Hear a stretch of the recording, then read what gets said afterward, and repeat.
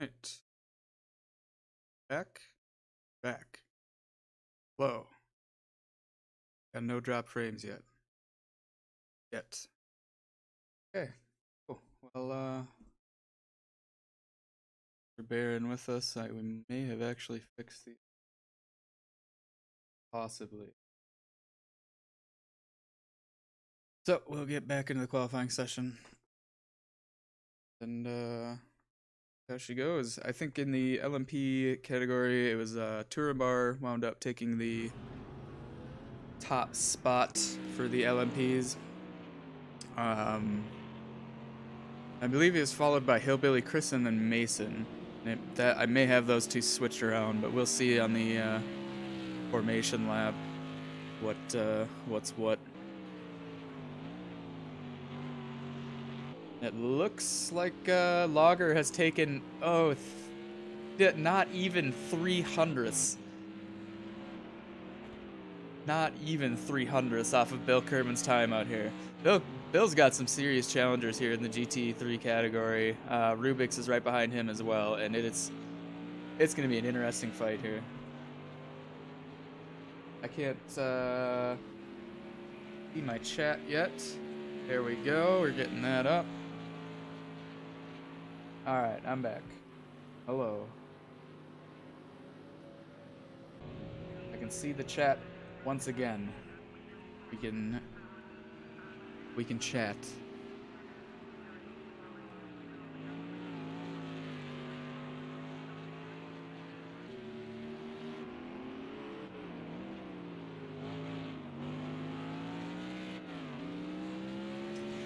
There we go. Well, that's the sim racing and streaming business for you. Sometimes stuff doesn't go according to plan, but we got 4 minutes left of the GT3 category qualifying session here.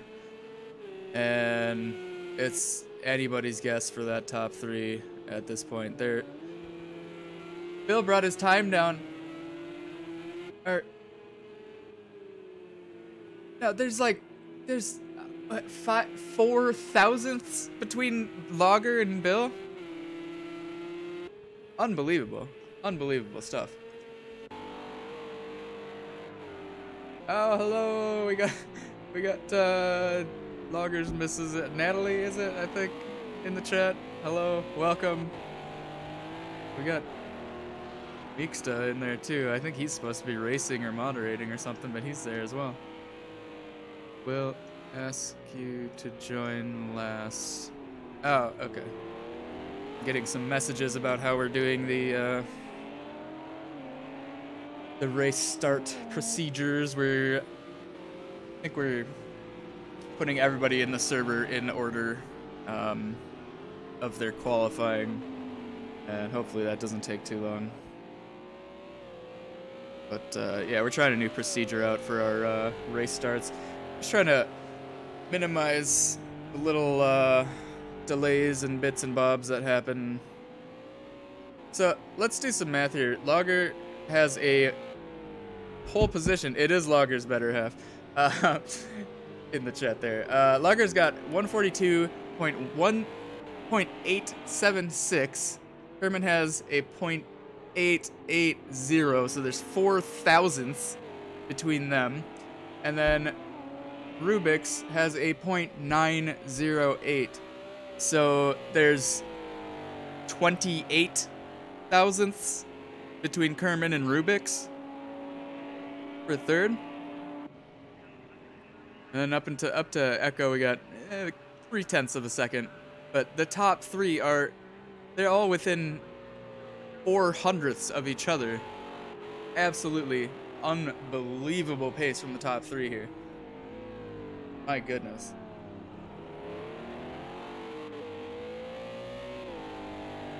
Then you look down the field, as I mentioned before, and everybody else is within 2 seconds of the leader, up to P13. We've got a absolutely immense GT3 grid today. Really, really fantastic. We're gonna see some interesting racing here. I think we're missing a couple of the LMP regulars today. I'm not sure how many of them were able to make it. I know Flickin' Flocken is still out with with his wheel out, so he, I believe, will be joining me at some point in the commentary box.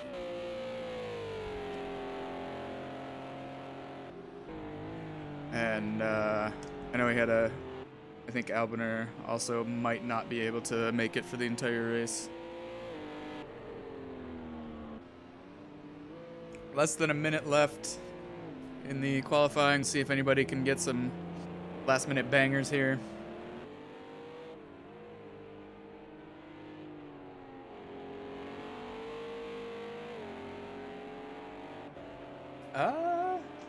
We've got the inside information. Natalie says he's got a 1-place penalty apparently. Didn't put his speed limiter on. I don't see a penalty on my screen though, so I don't know if that's gonna happen.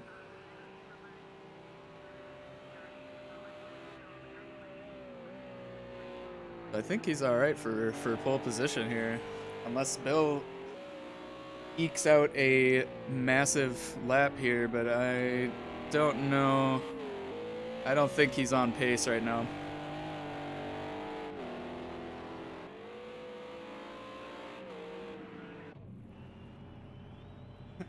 Meeksta said, "Don't tell the YouTubers I'm talking to you." Sorry, Meeksta.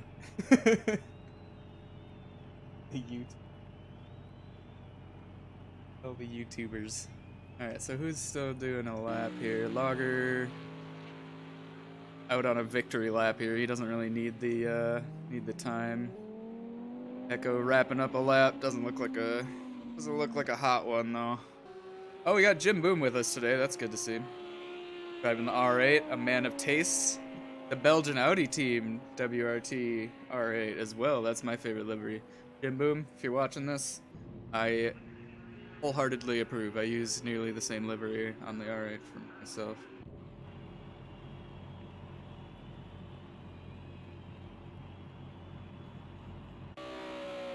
There's Apex Envy, Bill Kerman's teammate in the RS01. His last lap in. We should be just about ready to move on. So that is confirmed. Logger is taking the pole position for the GT3 category out here today with just 4 thousandths faster than Bill Kerman. Outrageous. And then Rubix is 28 thousandths slower than Bill Kerman for 3rd place, so just I'm almost at a loss for words for how immense the pace is with the top 3. That's ridiculous. Oh, the LMPs are watching. That's why we got more people than usual. The LMPs are watching the stream while they're waiting. So yeah, Logger, Bill, and Rubix not 32 thousandths of a second separating the 3 of them. Usually qualifying isn't as eventful as that, but that is amazing. And then the gap only becomes 2 seconds to the leader all the way down here. The top 14 are all within 2 seconds. And it looks like we got Ice pulling another late coming. So we'll see how Ice's overtake contest goes here.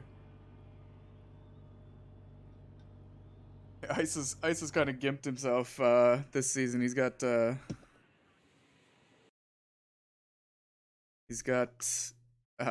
like a commute that he has to get done about the same time that qualifying starts. So he's just gonna be starting from the back, and we'll see how many positions he can make up. We know in the last race he got, I think, 4th. Came from the back, the absolute back of the grid, and got 4th in GT3. So that is pretty impressive. Gotta hand it to him for that. Make sure see the dedicated for when we need to switch to that. But for now, we got some wonderful information for you, courtesy of Bill Kerman. We are at Algarve, Portimao, Portugal today. It is a lovely evening, about 10 o'clock at night, 9 o'clock, 10 o'clock, 11 o'clock rock. I don't know. Multiclass is back. It's been multiclass this season. It didn't really go anywhere. I think Bill Kerman was little little off his meds when he when he made these slides, but multi-class is back. It's been a week and it's back and it's still here and it's not really going anywhere for a while. Algarve, lots of blind corners, lots of elevation change. Let's see, I'll make sure to take you on a should have taken you on a hot lap during the qualifying session, but oh well. Really hard on tires. It's hot. The track surface is hot. The tires get hot. I heard some people saying they might be able to pull a one-stop on just tires or just fuel. Maybe stint the tires the entire time. I think they might chew through some tires. I heard some people coming up with strategies, put a soft on the right hand side or this or that. But at the end of the day, it's a hot track and it's going to be chewing through some tires. So we probably just see a one stop from the GT3s. LMPs are probably going to need more fuel than that, I'm assuming. Expected lap times 123 for LMP1. I think we saw that in the qualifying. GT3s 140. Basically what we saw, and like 3 seconds slower for race pace. So we'll see how that goes. Danger zones are turn 1. It's got really strict track limits. There's a lot of places on Algarve have a lot of runoff areas, but the track you'll get some penalties and some slowdowns if you really make use of them. And turn 1 is really easy to run out wide on if you're not careful.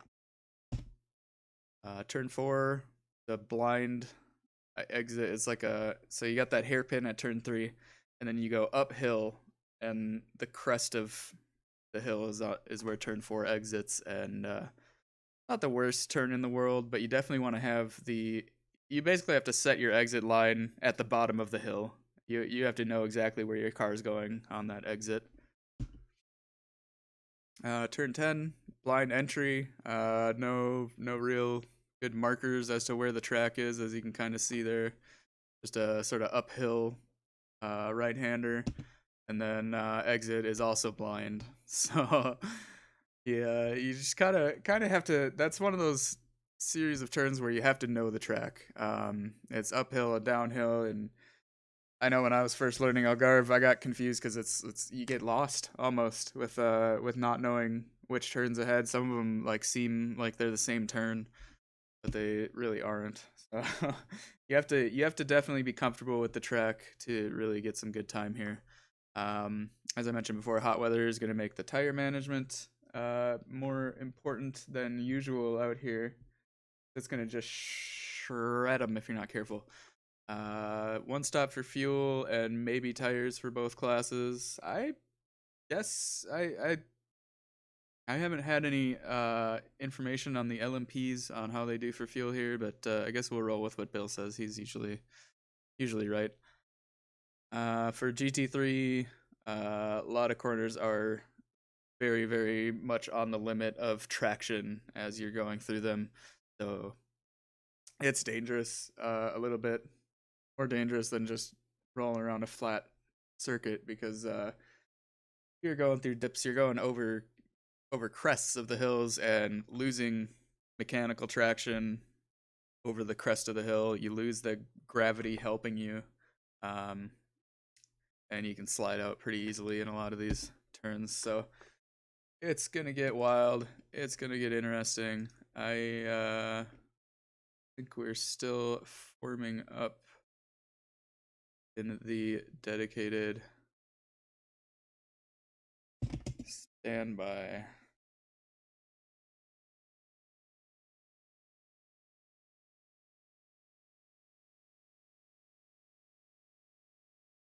Giving him a friendly reminder to give me the old ping.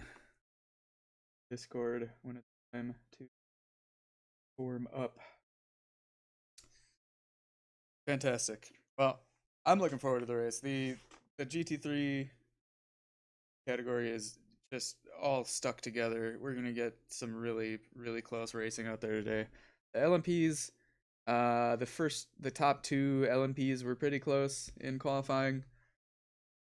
Everybody kind of spread out after that. I think we only have 5 total LMPs today, so that's gonna come down to sort of race strategy for them. I don't know if we're gonna see too much head-to-head racing in the LMPs, but I'm sure they'll have a good time trying to dodge T cars over crests of hills and stuff here. And I'm just gonna. Okay, I got the go ahead to join. So we should be underway. I'm now should be the last person to join the lobby. And then we'll be off. I don't think I mean, we'll have a formation lap, but we won't have to form up on the grid. Make sure they give me the race director and be all set. Got the sneezes a little bit today, so I'm gonna warn you ahead of time. I might just extremely loud directly into the microphone.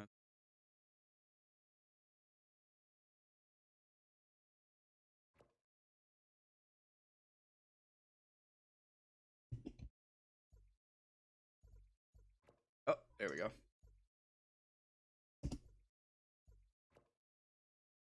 Got the race director position.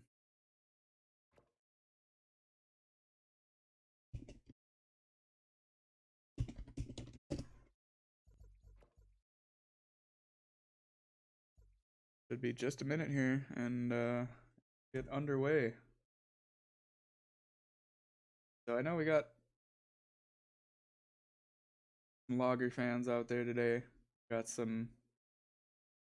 Meeksta is in the chat for some reason. I think he's racing, but back flicking. Hello, he's in the box with me at Hello. least. Oh, there he is. Hi, everybody. I didn't. How long have you been there? You been in the commentary box this whole time? Just snuck in? Nope, just Now? me up.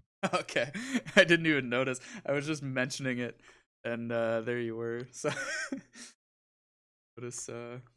Let me switch to the actual race here. Did you see that qualifying session flicking? Nope, I missed it. Oh my Second half. Oh my goodness. So it was Logger, Bill, and Rubik's in the top 3, and there was 4 thousandths between Logger and Bill, and then 28 thousandths between Bill and Rubik's. Oh, I just see in the chat the picture. Husky is close too. Yeah, the entire the first 13 GT3s are all within 2 seconds of each other. So it's gonna be a wild one. How many? Yeah, I think we only have 5 LMPs out there today.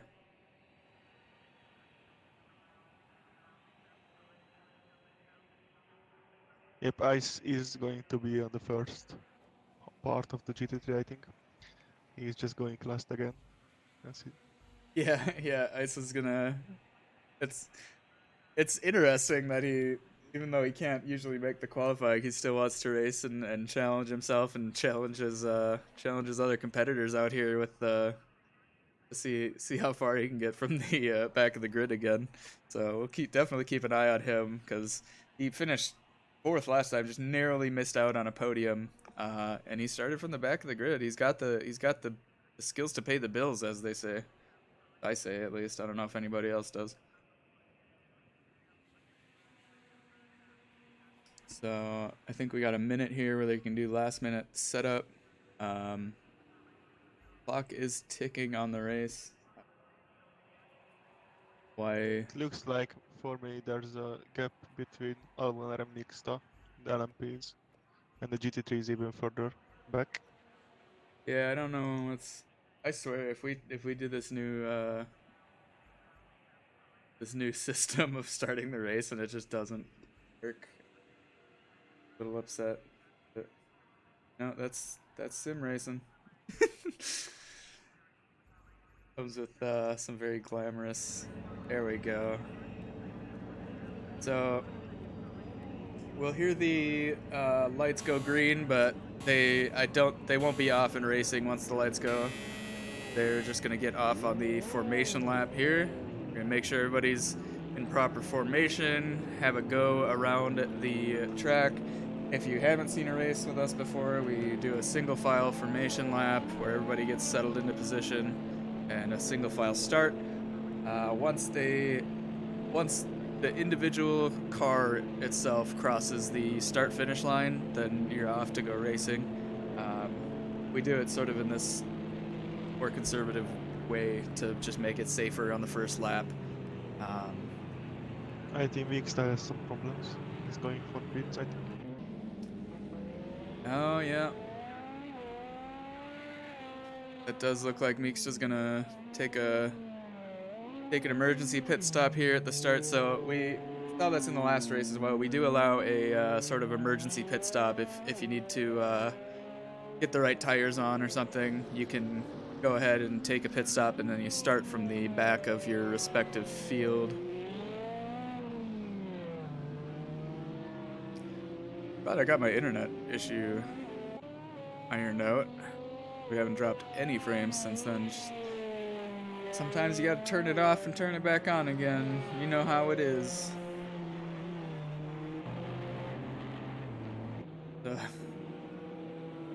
With Meeksta gone, we've got 4 LMPs here, but he'll be rejoining shortly. And there we got our GT3 field off on the formation.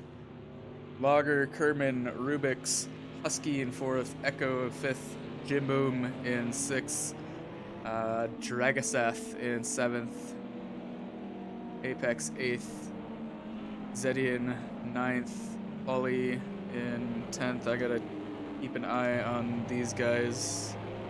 Yeah, they're going fairly slow on the formation. Sjord 11th for GT3, Domi in 12th, Have a Nice Day 13th, Arnie in 14th, Snacks in 15th, Raz Daniels 16th, AVX Studio 17th, Miffy 18th, MDK 19th, Jaxa in 20th, and Ice is starting from the back of the grid for the LMP qualification. It looked like Meeksta had the pole position, but he's going to be going and taking in... Well, he may not have. No, it was Turinbar that had the pole position. Hillbilly is behind him. Mason, Albaner behind Mason in 5th for LMP, and Meeksta will be starting in 6th place for the LMP category. And the LMPs are just now getting onto the start-finish straight, and we may be off and racing as soon as they cross the line here. Oh, that's not right. Where are they? What is this camera? What was that? The cameramen are drunk out here. It's racing. And they are off. I didn't look and see if... It looks like Meeks is just now leaving the pit, so he's going to have about 5 seconds of a delay to the rest of the pack. That is too bad. That's just how it goes sometimes.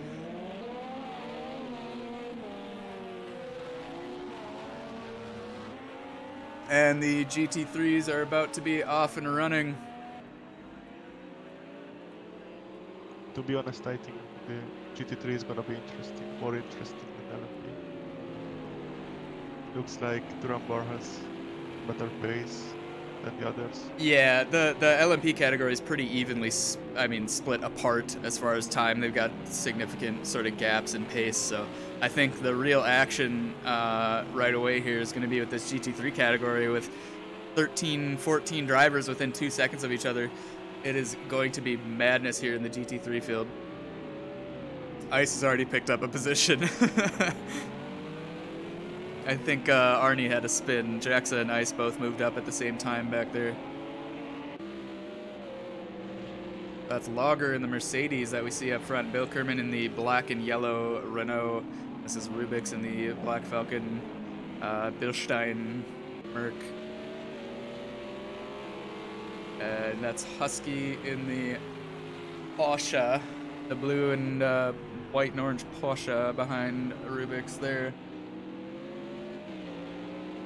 And everybody, just all these ducks right in a row. Beautiful.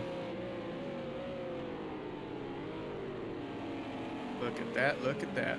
Sjord moved up into, where's he at now? Up into P12.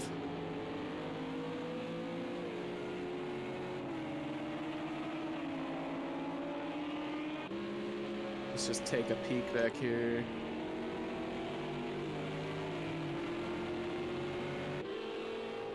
Man, that is a jam-packed GT grid. I like what I'm seeing.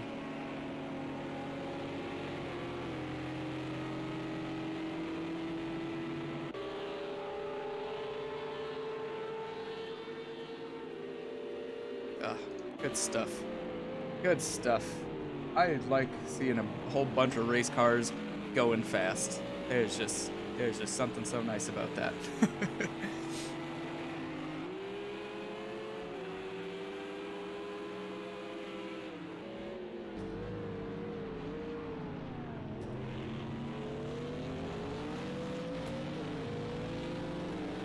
Everybody's been playing nice so far in the GT3 field. Not a lot of real battles developing immediately. Everybody's kind of just sticking in the swing of it.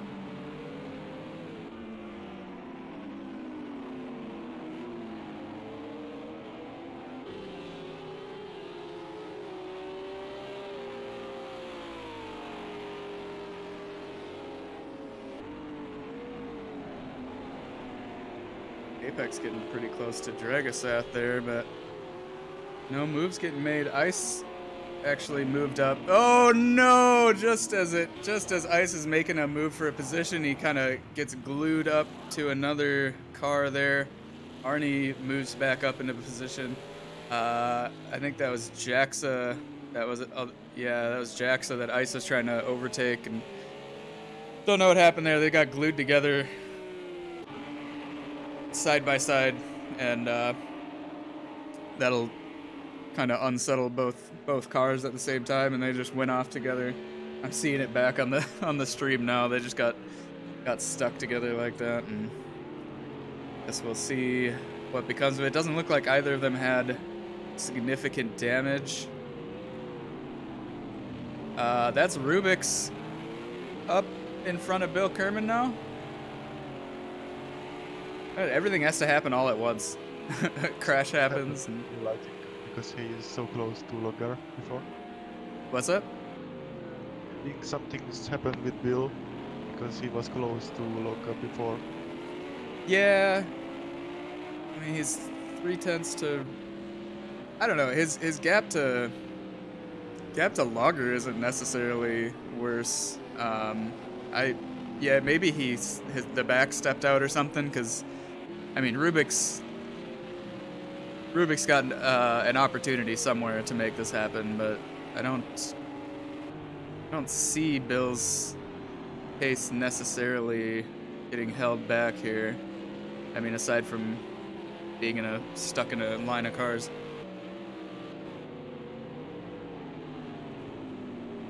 So looks like Husky has dropped back now. That's Echo in the white and blue Huracan, moving up into the pack, getting real cozy with Bill Kerman there.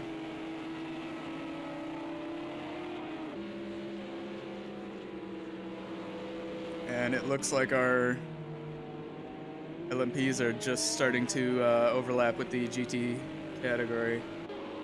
We'll keep an eye on this battle forming at the front of the GT3 here. So Bill Kerman looking around the inside of Rubik's, and Echo with a big run. Echo got the best of that situation. Bill was looking to make a move and had to sort of back out and tuck back in behind Rubik's, but Echo got all the momentum from the back of the train there and was able to overtake Bill. Harold's joined us in the chat. Evening, Harold. Oh, we're ready. It's going to be some knockdown drag-out racing here in the GT3. it's already getting interesting. So that's Echo up into third for GT3 now, and Bill Kerman, previous 2 seasons champion, is now in 4th place.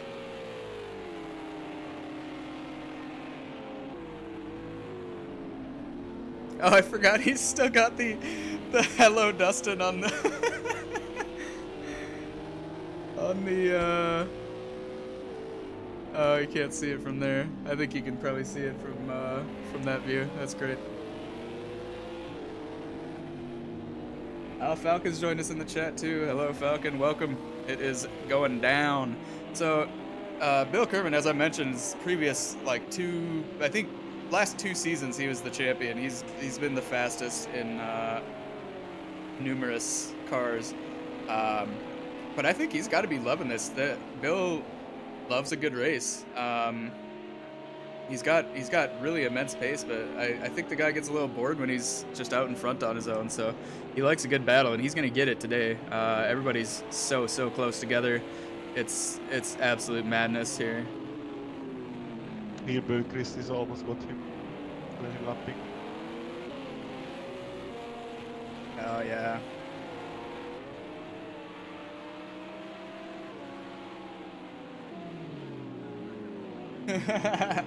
Falcon says if we ever get open wheelers with halos on them, then the Hello Dustin is going to be mandatory. Yep, it's a necessary sticker. That little decal right there guarantees you're going to get some screen time. So it definitely helps.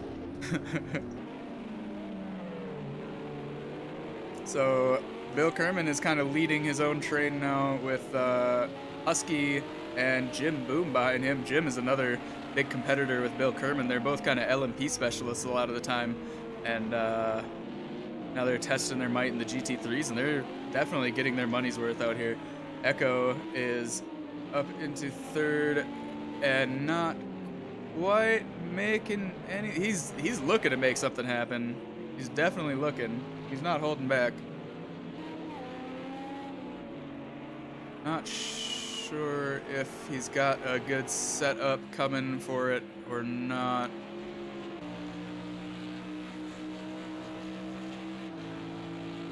So we'll stay on board with Echo for a little bit, and I'll try to give you guys a good first-person view of how the track goes. So that's the start-finish straight that we're on right now, and then downhill braking zone into the first turn.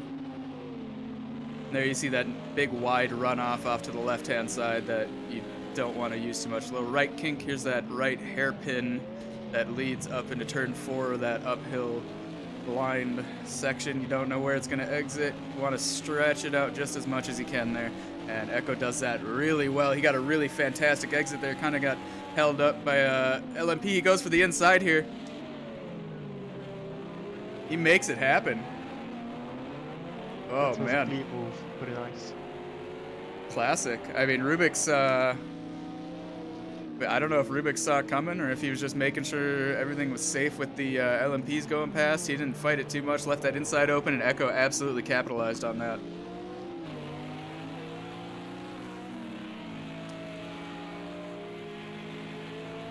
I think he's running his own race here.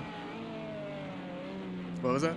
I think he's running his own race here. It's better not to be held up with unusual fights.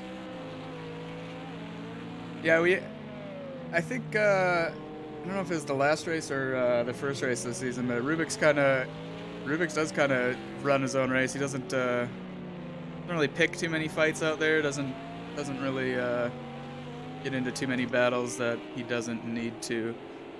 And here we are just on the end of the lap. We got this really just traction testing sort of downhill section as the last turn back onto the start-finish straight.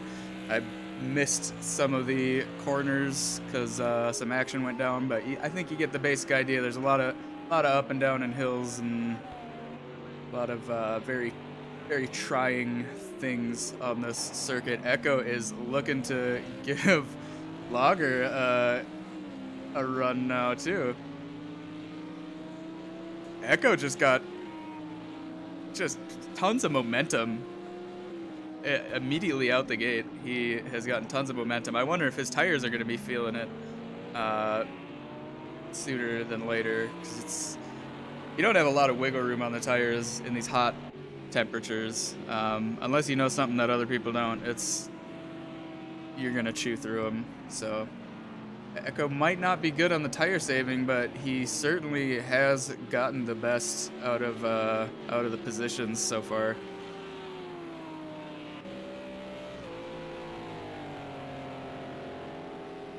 Now Bill and Rubix are back there, 4th and 3rd. Jim Boom and Husky are looks to be about a second behind, half second behind.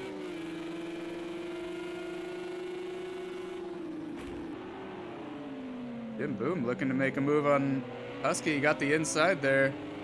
Husky had to give him the apex there, and it looks like Jim Boom has made the move. Oh, is it just that easy? If I put the camera on someone, do they overtake? Is that just how it works? Because it seems like I've got an overtake button over here on the director camera. Back temp. Clicking, do you know what the track temp was? I think it was 40 air and 50 track, maybe? 50 Celsius? Yes, the quali, it's that I think. 50. Yeah, somebody said it was, I believe, upwards of 100 track temperature, Fahrenheit, upwards of 100. So definitely sort of in that 45, 50 Celsius range. It's hot. It looks like nighttime because the sun just went down, but it is very warm. Echo just fighting with Algarve in the first place, taking place. Oh, just as it was mentioned in chat. Yeah, we're weaponizing the commentator's curse today. This type of thing is bound to happen. We got a very, very close field of GT3s, and you get a bunch of these guys with similar paces together in a field, and they're gonna fight. You can't keep them apart. They're not just gonna run a polite conga line for an hour and a half. We're gonna get some battles out here, and it's not nearly over. Got an hour 12 minutes left in the race. Looks like Bill's pushed up behind Rubik's pretty well there too.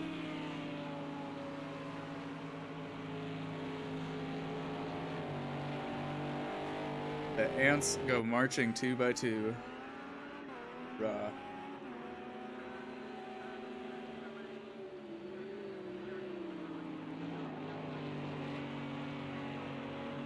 Oh, he had some good momentum on the outside there, but is it enough? He's gotten side by side. Got the inside now. They are side by side on the back straight here. They've got a hairpin left. Echo's got the inside for the hairpin. He gets the job done. That pass was set up 3 corners ago. That was some really, really fantastic racing.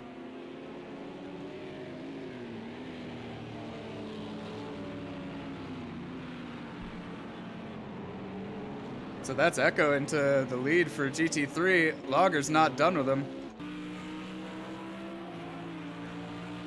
Got the outside here, and then he's gonna have the inside for the next corner. This is what I'm talking about. Ladies and gentlemen, this is real racing.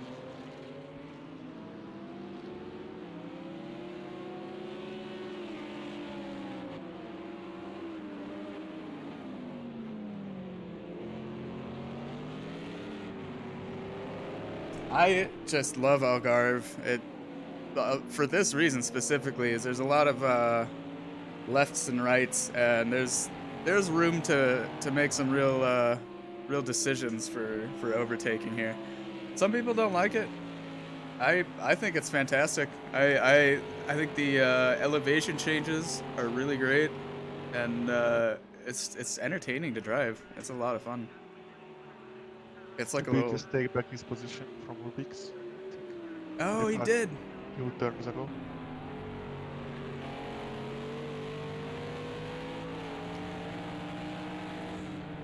Algarve is like just a hot roller coaster out here.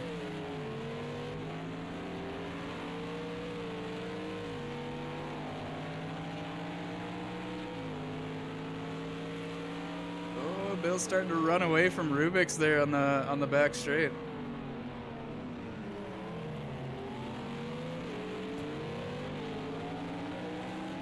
It's weird to call it the back straight because it's like 1/4 into the circuit, but I'm just gonna keep doing it anyway. LMP kind of gets the inside line there.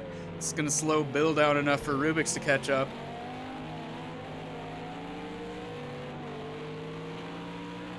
Looks like Echo's gotten a couple tenths worth of breathing room in front of Logger now. Echo's nearly a second. Echo's just run away with this race so far.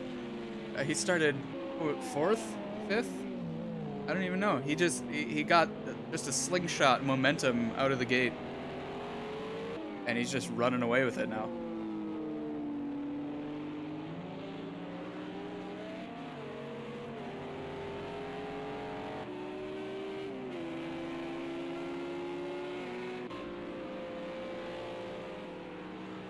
You can see the cars really getting pushed sideways over those crests. That's the danger. Rubik's into the pits. I wonder what that could possibly be for. I don't see any damage. Oh, did he get a drive-through? No, he's actually pitting. All right. Well, that's Rubik's into the pit, and Jim Boom gaining P4 in the GT3 category then. I think he's using a different strategy. Like, the guys are going full fuel for the first stint, hard tires, and maybe half fuel and softs for the second part. Yeah. I think Rubik's doesn't like the traffic around him.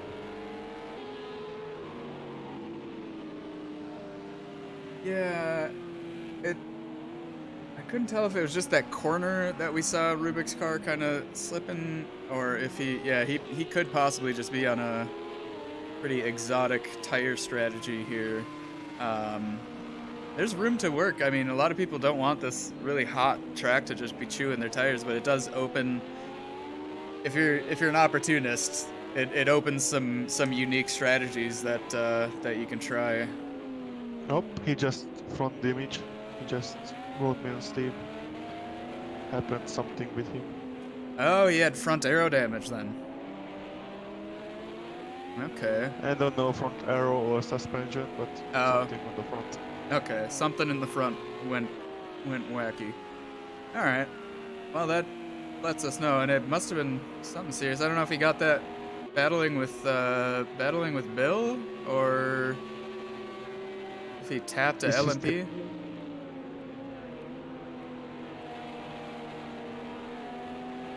You can see his name. What? Is he still in the race? You can see his name. Oh, Rubik's is in the back of the field. He's out of the pits now, but he is in the back of the field, and he's got 16 seconds to make up to Jaxa. That is not a good start here. Probably a third of the way into the race, but a lot of other people have yet to pit still, so maybe he can skip a pit till later on in the race now. Not sure how much he got in, how much work he got in while he was in the pits. I hope he managed to change his strategy and put in fuel. Then maybe he can do till the end. Yeah, because it was early in the race for a regular pit stop, but maybe if he, had some reserve strategies set, he could adapt to early pitting. I think that's a good idea for anybody, because a lot of times I've seen it happen so many times where somebody just has to pit for damage, and then it throws off your whole pit strategy for the rest of the race. So take note, if you're looking to be competitive in the future, maybe set an emergency strategy up that'll just be your sort of fallback if you have to pit for damage.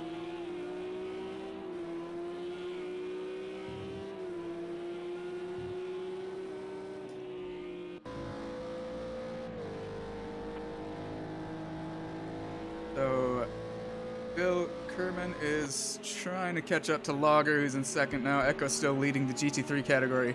Turenbar, still race leader in the LMP, having a pretty easy time of it, it looks like. I mean, he got traffic to deal with, but he's 16 seconds ahead of Hillbilly Chris in P2. Chris 9.5 seconds away from Mason in P3. Mason 42 seconds ahead of Albiner, P4.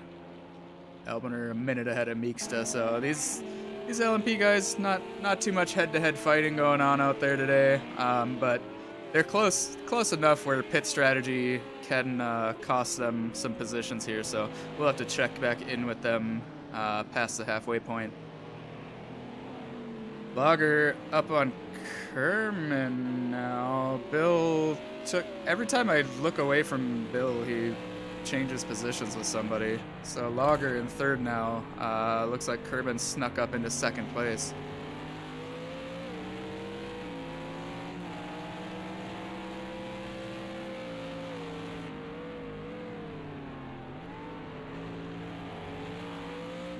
Oh, he's right on Bill's tail.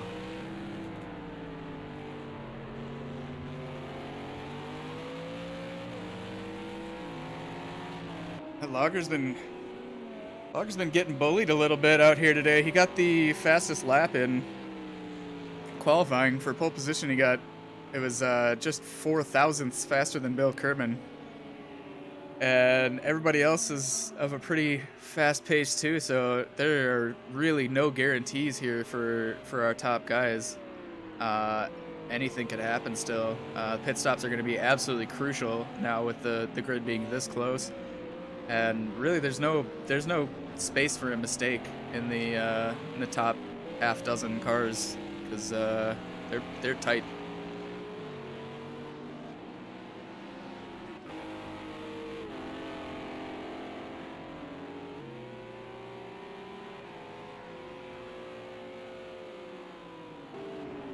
That's Bill Kerman's teammate, Apex Envy there. He's in 6th in the GT3 category, so if they keep up like this, they are going to be looking at some very good points.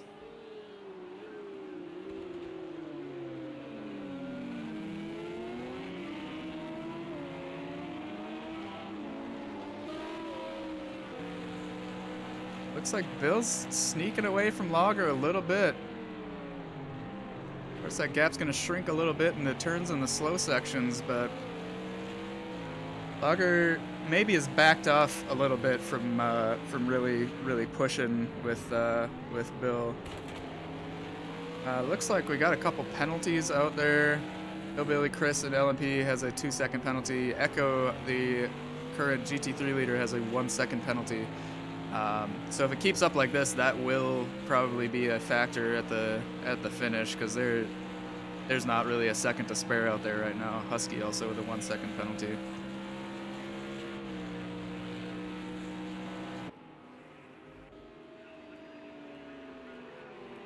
So that's Bill Kerman, Lager, Jim Boom, Husky, and Apex that you just saw there on the start-finish straight. So, and that goes down to P6 in the GT3s. They're all bunched up still. But Echo has achieved, since he's got clear air, he's got 4.5 seconds ahead of the rest of the GT3 field. So now he can actually sort of back off of his tire wear a little bit and kind of have some breathing room, I think, because his race pace has been so fast. But now is probably a good time to try to save tires a little bit and just let the race go on as it will. AVX in the chat basically says SMS ruined his favorite GT3. Which one is that you were driving, AVX? I did notice. I haven't driven much GT3 since the last patch, but the tire and suspension model on the GT3s is pretty interesting now.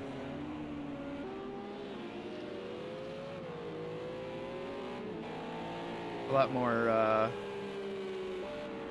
slidey, honestly. The GT3s had a really good level of grip before, but now it's Tires are a little more slidey. It feels like they're less stuck to the ground.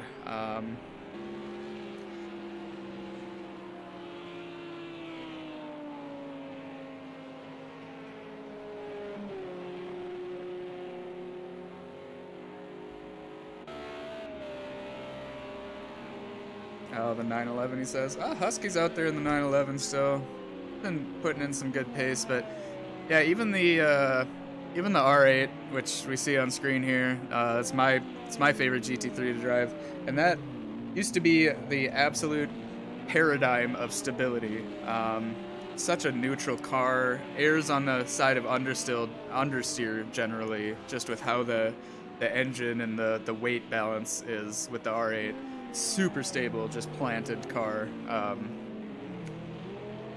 Almost too stable sometimes, but it's I liked it, you know, verging on understeer when it's over the line instead of spinning all the time. But now it's the tire and suspension model game has changed so much, and it's hard to keep that thing on if the conditions aren't absolutely ideal.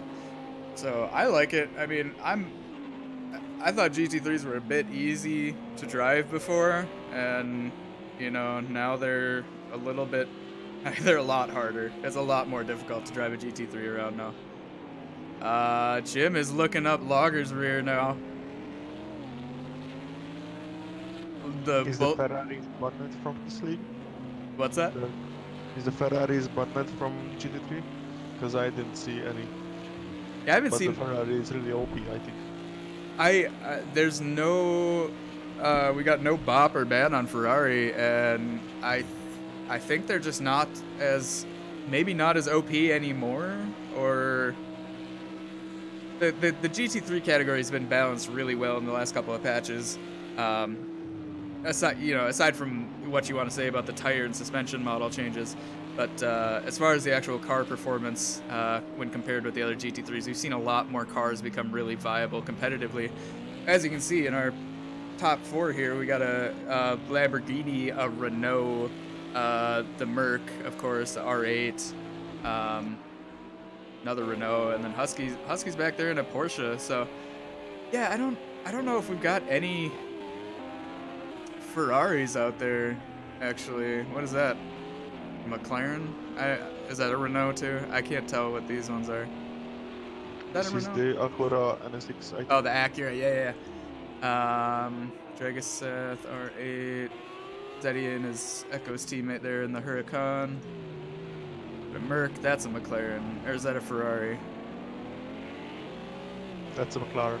Yeah, okay. Yeah, normally, I don't know, Anamera usually drives the Ferrari. Then I don't know if we have any other real diehard Ferrari guys. Ice is still out there in 16th. He hasn't quite caught up from after that incident he had where him and Jaxa spun off. Jaxa also has not really recovered from that, which is unfortunate for them. But yeah, no Ferraris out there today.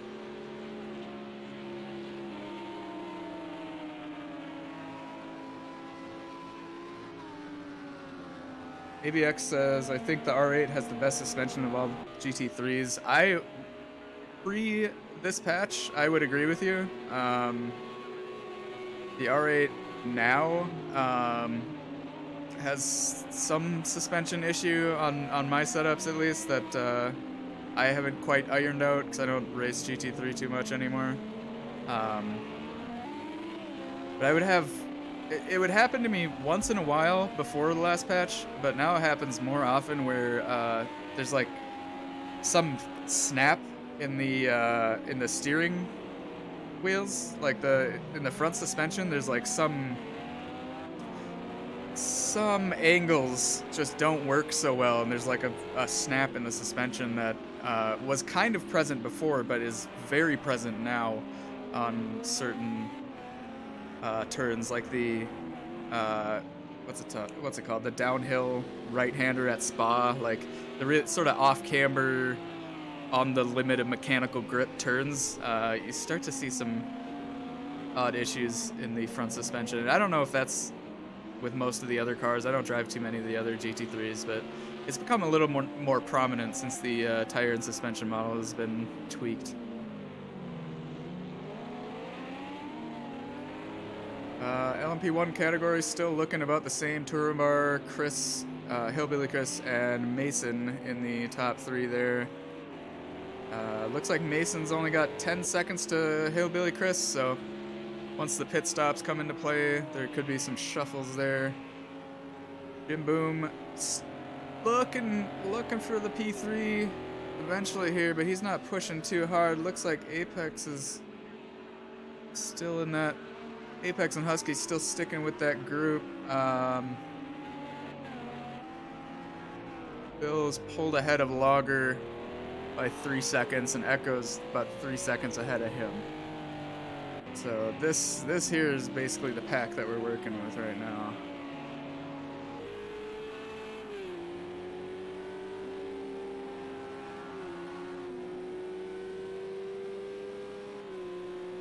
I've got seconds between Mason and Hillbilly Chris is really not that big. I think in the LMP1 field it's only a few lappings in good time or bad time. It can make a difference. Someone in a Falcon car up ahead kind of lost it a little bit. That gap was 10 seconds just a little bit ago, and it is shrinking. It's down to 8 seconds now. And let's see, last lap. Not quite on the last lap, seeing the, or Mason and Chris. Yeah, here we go. Not quite seeing the pace on the lap times to really judge when an overtake's gonna happen. But it's not a very small gap there. So with some differences in pace on a lap or two, that could get shrunk down really quickly. Yeah, you can see now he make up 2 seconds in the last stop. Yeah.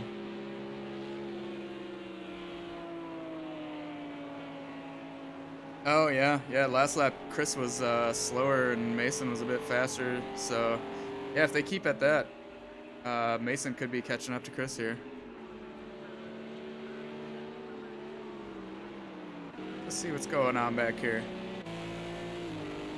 Ollie's up on Raz Daniels, who's up on Dat Miffy up there in the white and I think it's purple and green.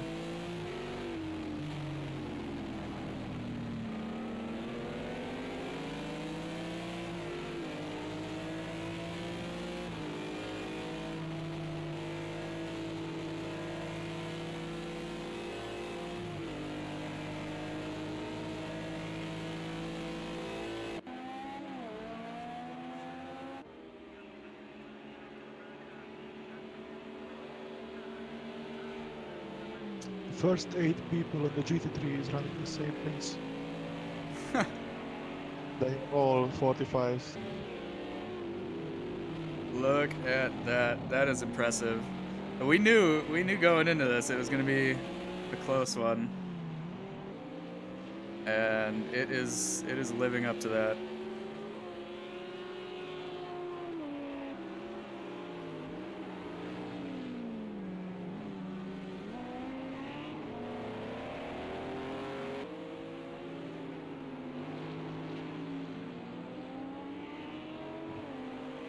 I think Ice maybe snagged another position. It's up in 16th now.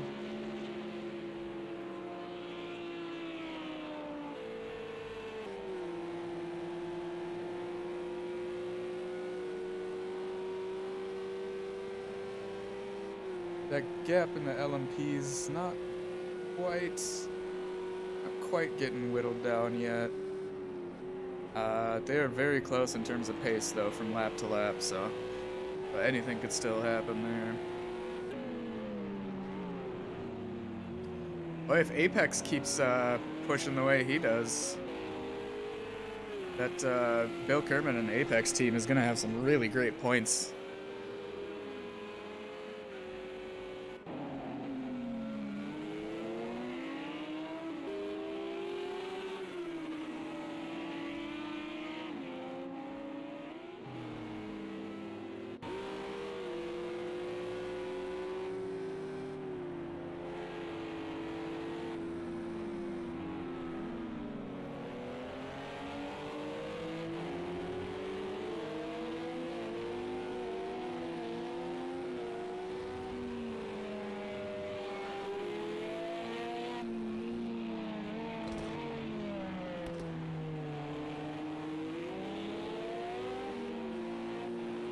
That LMP is getting really held up by these GT cars. Oh, give him enough room there. Jeez. Yeah, he's got to be getting a little frustrated here. He's been stuck behind these GT3 cars for about 3/4. Here he's going to sneak up along the inside and make sure you be polite and give that guy some room there. There we go. Yeah, that's just unfortunate timing for all of them. Apex was right on Jim's bumper, so he was pushing as hard as he could. What? He'll be Chris Mason on the LMP. Oh! He's really close, I think. There it is. It's gonna happen at some point. I think we got a little bit of a battle coming up on our hands. That 7-second gap got turned down to a 1.3-second gap in about a lap or two.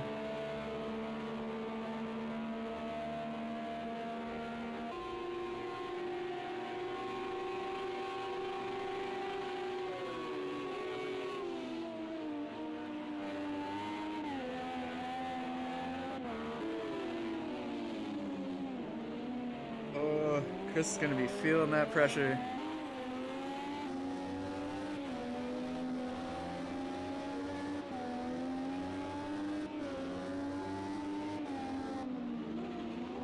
A lot of this starts coming down to some hybrid management too, because you saw on that back straight there, Chris just peeled away.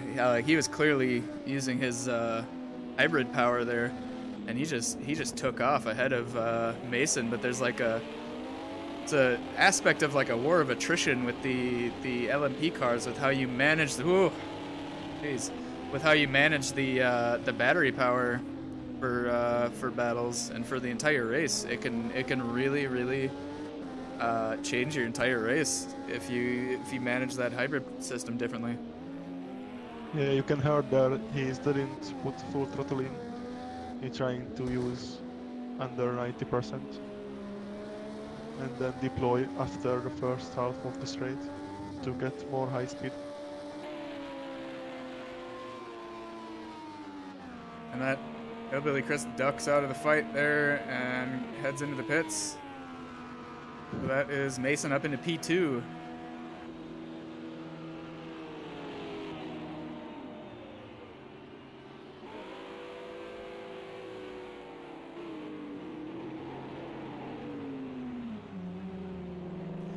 "47 minutes left in the race here. So we're just about halfway through.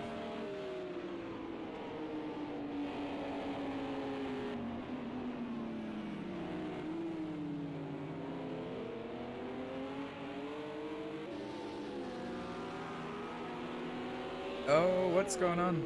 I saw a little flag. Oh, Apex getting alongside Jim.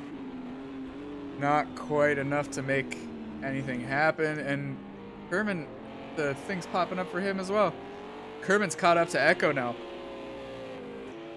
So Bill and Apex as a team are making some big moves out there. Husky's still keeping with Jim and Apex though. Oh my. Oh my. So Bill's about a second away from Echo. I'm just gonna have to keep switching between these guys because stuff's just that close. I don't want to miss anything.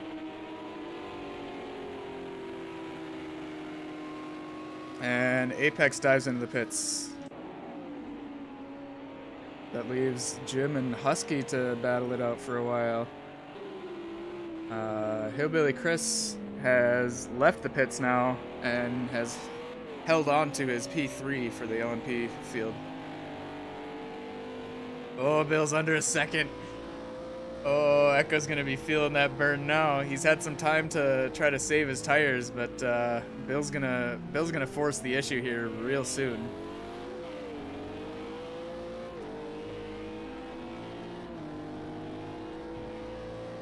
And Husky and Jim are still sticking back there.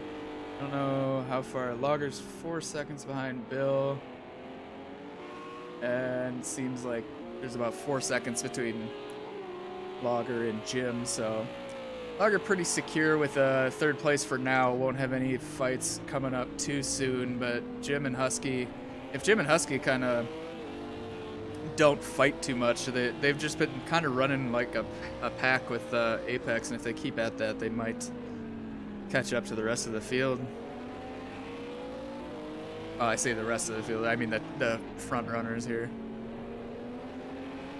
Otherwise, they can sit and squabble over P4 all day, or they can race smart and just try to keep the speed up. I think Rubik's can be interesting now. He's catched up the guys around him. He's putting significantly faster lap times. Oh, yes. Yeah, Rubik's up into P16 now. Ice into the pits. So for the moment, his overtake contest is reset, but Rubik's is making that headway now.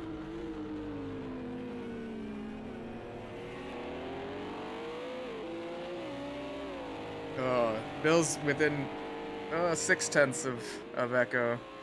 Once you get into that half-second realm is where the magic's gonna start happening. Let's check in real quick with Rubik's pace. He's pulling 145. What was that? He's fighting right now with Ernie. Pulling a 145 and a half, so yeah, his current pace puts him on pace with the front runners, so if he oh,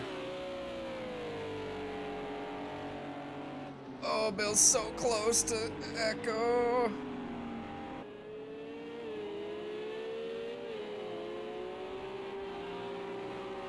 Yeah. Mason in the pits. Oh, yeah, Mason in the pits now. Chris taking back his P2. Let's see if... I think Mason just left the pits now. So he hangs on to P3. Albiner not quite catching a lucky break yet for pits. There's GT3 back marker up ahead that they're going to try to pass. Mason just lost there 15 seconds. Woof. That's Jack's up ahead of them, yeah.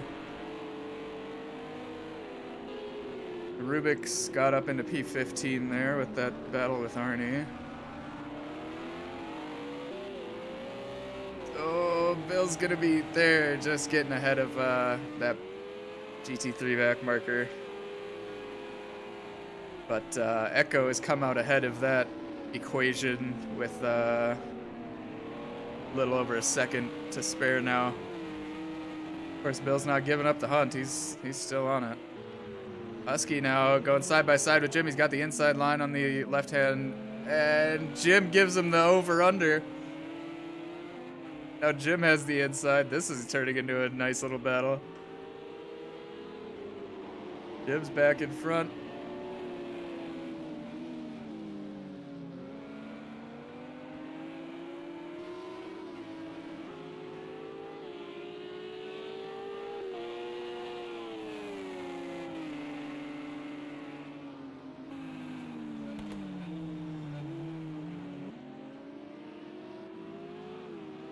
I really don't want to miss Kerbin and Echo if something goes on there.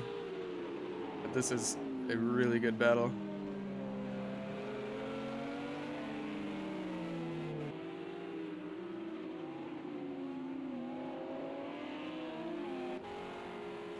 Okay, he's not quite close enough to make a move on Echo yet. Wait. Oh, Echo went into the pits. I almost felt really stupid there. But Echo just dove into the pits. So that is Bill Kerman into the lead of the GT3 category for now. Echo's gone into the pits. Logger's gone into the pits. So that's Jim Boom into P2 for the time being. Husky up into P3. But Kerman, Jim, and Husky all have not pitted yet. I believe is the correct tense there. So we'll see how it goes. Echo and Logger. See, this is a testament to how close the field really is. These guys dove in for their regular pit stop, and they're just dropping down the field because everybody's so close. So we're going to start seeing a lot of placement shuffles here while the scheduled pit stops get underway. And it's like you thought you knew what was going to happen for the first half of the race. Now we're going to shuffle it up, and we're going to have a bunch more battles because of it. That's Logger out of the pits in 7th. Who went in with him? Husky? No, Husky's in 3rd still. Who was in front of him? Jim. Jim was in front of him. Where's... No, Jim didn't go. Who went into the pits with... Ah, well, we'll move on. I'm not going to embarrass myself by demonstrating my... Echo, yeah. So Echo got the worst of that then. He's in 11th in GT3 now. Logger's out in 7th, which is not bad at all. But really, all those guys are so close together. Once the other pit stops come in, they're gonna reap some rewards. So Rubik's end up behind Echo 10 seconds. So if we manage to keep out and didn't have to pit once more, he's back in the fight again. Yeah. As we were mentioning earlier, if Rubik's actually managed to get a good emergency pit stop done, he could be in a good place to get sort of an undercut here. I mean, he's already done some good work. He's up into P13 now. He dropped way down after that repair job, but he's got the pace. He won the last race if you didn't watch that. So he's a very fast individual for sure, and he can do some real damage out there. I see in the chat Natalie was paying attention. Thanks. Got it figured out eventually. You're be an honorary co-commentator today. Usually Simple Geek has been in previous seasons. Simple Geek will be in the chat, and he keeps track of everything that I can't see. It's good to have lots of eyes on lots of gaps and stuff. Like it's for one person talking and doing cameras and watching gaps at the same time. It gets a little much. You don't catch everything, you know. Another reason I'm happy to have Flick and Flock in here with me in the booth.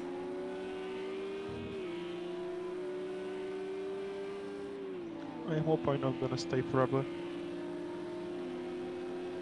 Yeah. I suppose you want to get back to racing as soon as possible, huh? Yes. Yeah, 2 weeks to a month without a wheel would just be a bit much for me. I don't know how I would handle that, man. Getting behind the wheel is like a little bit of therapy, you know. Yes. I tried the keyboard today. I don't know if you see it, but you did it's great. really not working. It's not good. Like, I saw you spin out a couple times, but you Flick and Flock had actually qualified ahead of some people. I'm not going to name any names or anything. I don't want to make anybody look bad, but Flick and Flock had went out for a couple fun laps with a keyboard in the LMP category, and he actually beat somebody. I'm not gonna tell you who, but Flick was pretty fast actually. But yeah, once that wheel's back, it's going down. I hope so. It's gonna be next week. Yeah. I'm not sure. Yeah, that would be good. But until then, you're more than welcome in the booth here.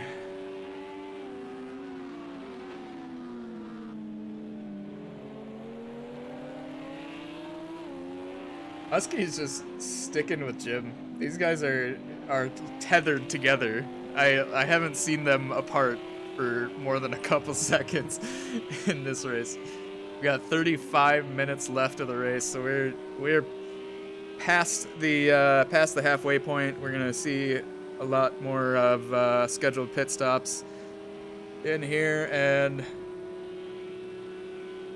for a couple of these guys, we're in it to win it now. The one stop was hypothetically possible here. So usually what I've seen with these guys is if you can do the one stop, it's very often worth it. But I don't know, the new tire model has actually changed the sort of pit stop priority. Sometimes the hards aren't really viable at all. Sometimes softs aren't really viable at all. Nothing. It seems like it's never really ideal. You do the best you can, and it's never gonna be an absolutely perfect strategy. But that's racing. So have a nice day. And Domi in front of him, up in 4th and 5th now. They've definitely come out ahead on the pit stop game. Lager and Echo are now in 7th and 8th, where they were up in the front before. So we can see some big time shuffles here in the last portion of the race.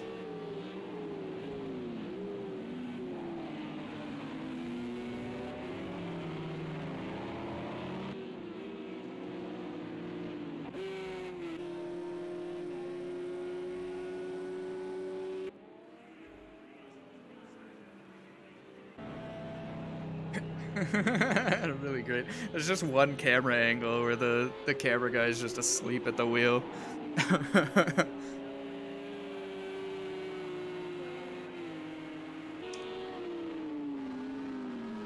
Domi into the pits.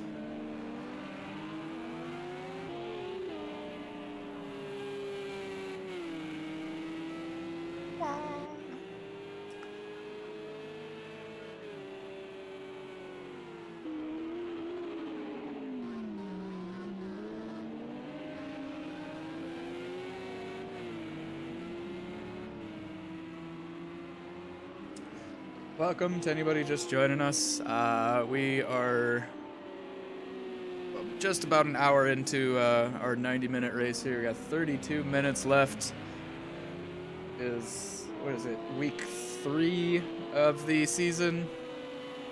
Got about 3 more races left. See some of the standings on screen there for what's going on so far. If anybody wants to join us for next week or in the future, go to pcdc.link and you can. Main series has a sign up, but all you do is put your name on the list and show up and race. But we have a bunch of other sort of fun series throughout the week too. Looks like Logger just turned his engine up to mode 11. He's putting second lap in a row under 45.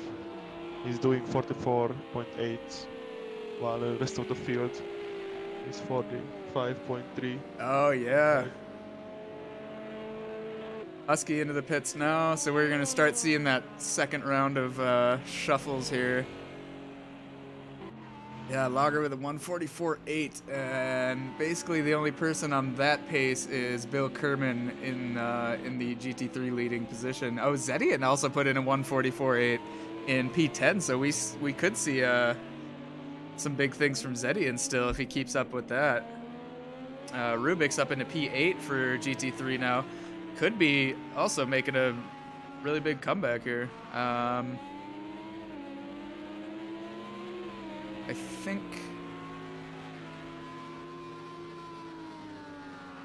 think we lost Ice, so no come from behind podium for Ice today, but that's all right. He's always entertaining to watch anyhow.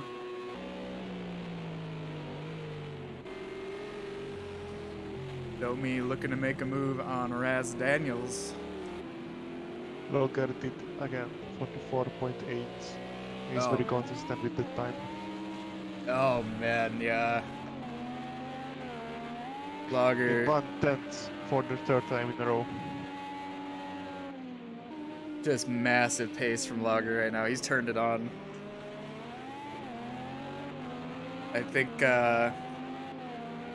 now with 30 minutes left in the race, the drivers kind of know what they're working with, kind of mentally calculated if they're going to have to pit anymore and sort of what the rest of the race is looking like. So now we see the sort of second half, the phase 2 of everybody's strategies here, where they sort of get back into their groove of their pace of where they want to be. And we're definitely seeing that from Lager, because he is going faster than his last lap was faster than Bill's. He's in a great position right now to make up some time. Under 30 minutes left. No, we got 29 to go.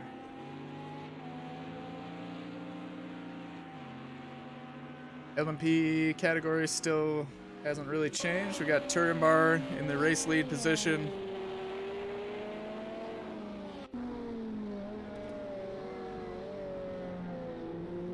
And then Hillbilly Chris behind him in P2, Mason behind Chris in P3, Albiner P4, Meeksta P5. For those fast boys.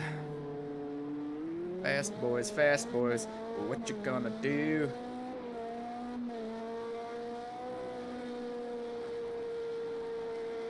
Gonna do LMP2. That doesn't quite work. I tried.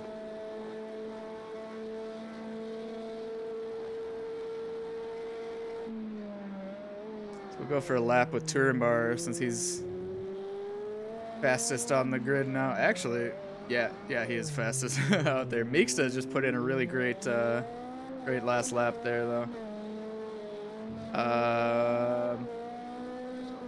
And just as I say that, he disappears off my timing. He's disappeared, yes. Yeah, he just put in a really good lap and then disappeared. And I didn't see a retirement or anything either. I don't know if it's a timing malfunction or what.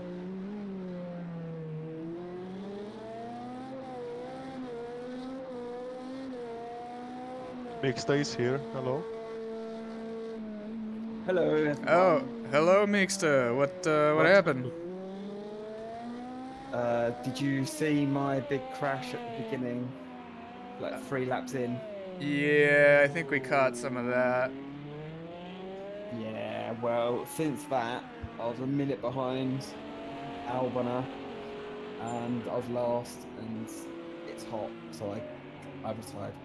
Okay, sure, fair enough. You put in your last lap was pretty fast, though. Was it?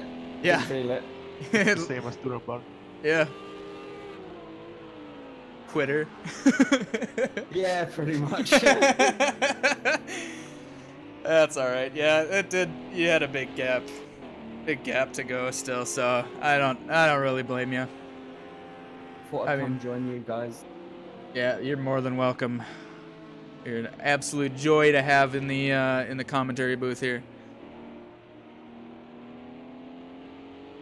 So it looks like in somewhere in that whole shuffle of pit stops, Have a Nice Day nabbed P3, which is amazing. But yet another example of how close the whole field is. That once somebody goes in for a pit stop, you can lose 5 positions in one go.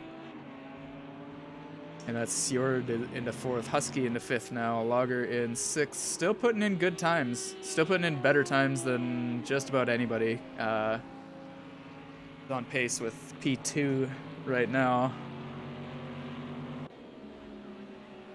What happened to our pole sitter?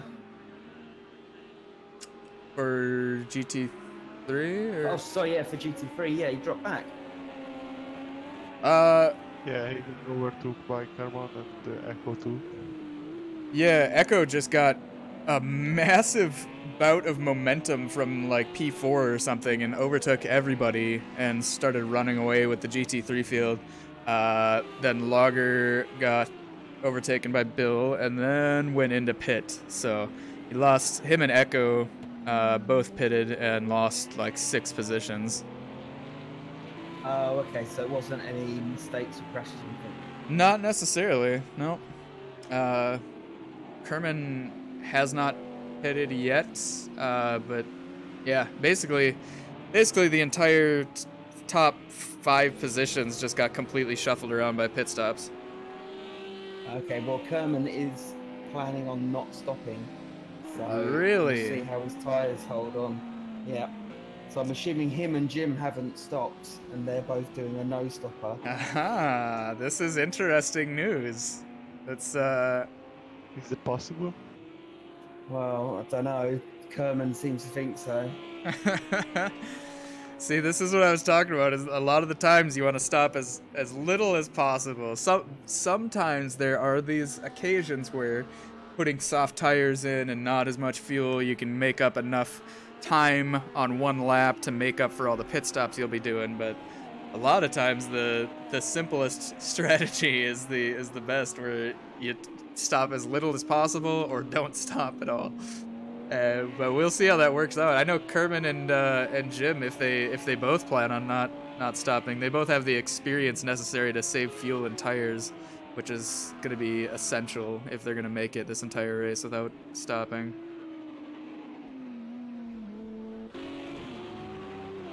Absolutely, and have a nice day up in third. Yep. Yeah, he What, just somebody's off. I think that's Dragaseth off there, off to the side. Waiting for a safe rejoin here. Well done. Yeah, have a nice day. I don't want to say he got that position for free, but that was another one where like the front runners pitted and disappeared, and so everybody just kind of got pushed up to the front. And yeah, I wouldn't say he got the position for free, because Have a Nice Day has absolutely been, you know, out there racing. But he's kind of been, he hasn't really been too involved in too many fights from what I've seen. He's kind of doing the Have a Nice Day style of running his race. If people can't pass him, so what? If he passes people, so what? He's just got his line, he's sticking to it, and sometimes that consistency gets you up onto the podium.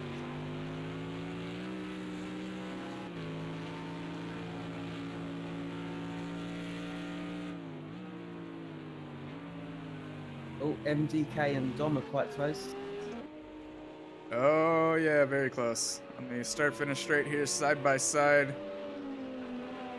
And I hate going too wide into that first turn. Looks like Dommy does too, because they. Oh no, MDK goes around. I found during the first round of lapping everyone, I was catching a whole horde of GTs into turn one. I'd never get them on the straight, just as I was coming up to braking into turn one, and have to sit behind them through that little complex. Yeah, it's tricky. Like, the track's wide there. Runoff aside. Oh, there's Raz trying to get around MDK now. MDK can't catch a break out there. The track is wide. There's lots of runoff, so it like feels like there's a lot of room to work through turn one, but there's really not too many viable lines through there. It's not really a good spot to go too wide, because you go through there as fast as possible, and if you don't hit turn one with the best amount of speed, it seriously is costly to your time. So Yeah, dilly-dallying in that downhill braking section, going too slow too soon, or just not hitting it, balls out, just is very costly. Yeah, there's a lot of pinch points on this track. It gets narrow quite quickly. Yeah. You think there's a space and then it's gone. Yeah, it's. We were talking in the chat before the race, calling Algarve a very hilly Silverstone, but it kind of is. I mean, but it does have a lot of it seems wider than it is, I think, sometimes. Like there sure is a lot of asphalt out there, but not a lot of it gets used sometimes. But there is also, in the what's sector, like sector 2 and sector 3, there's lots of opportunities to really set up some good side-by-side action and some overtaking in there. Snacks and Dragsteth are quite close, nose to tail. What's going on with Husky and Lager real quick here? They're not too close.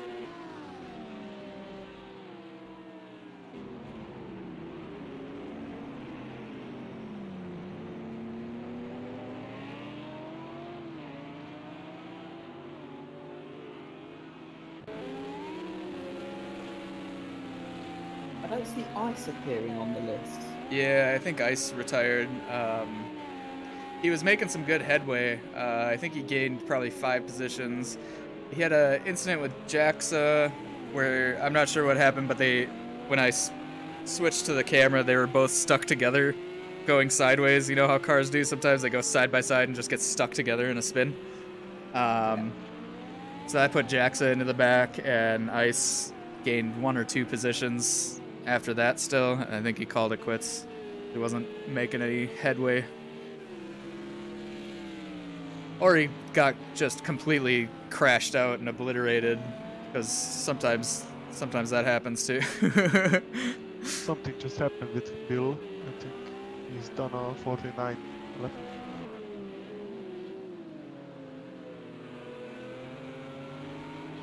Oh yeah, that's a whole like 2 seconds slower, 3 seconds It's like slower. 4 seconds. Yeah, that's. He did 44 and 45.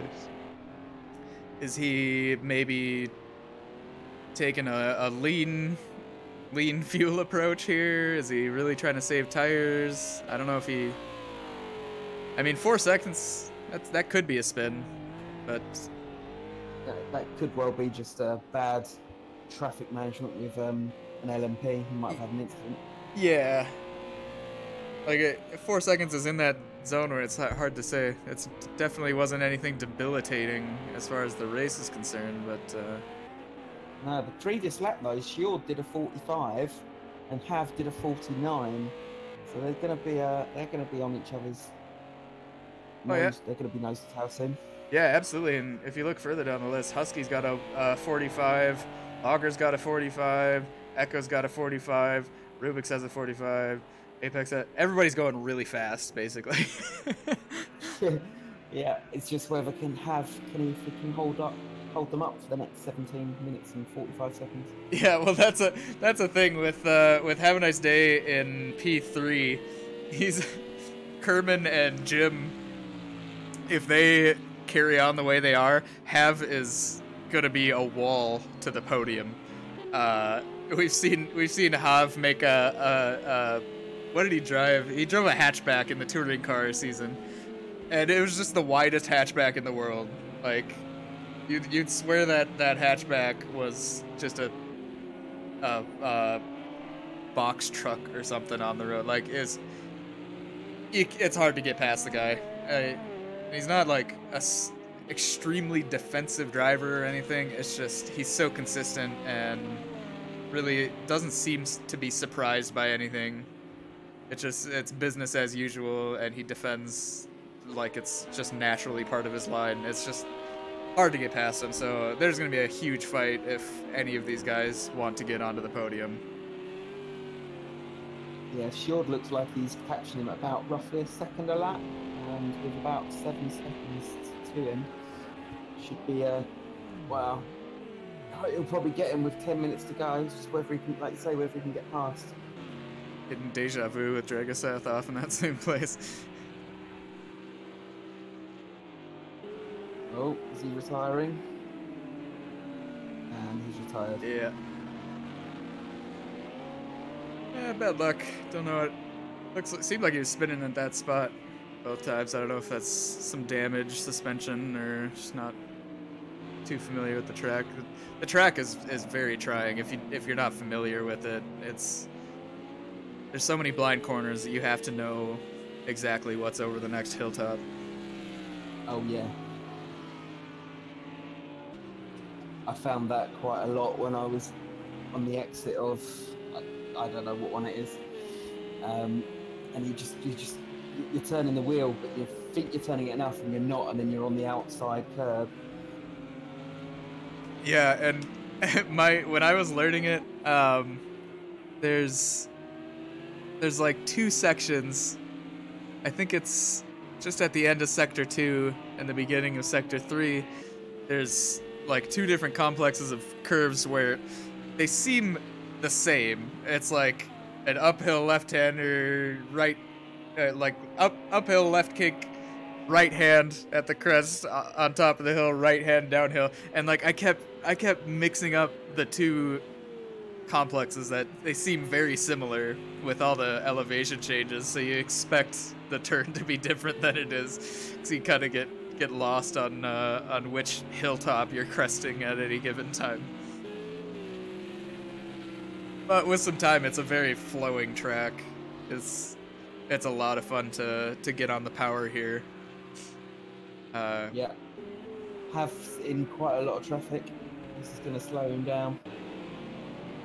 Oh yeah.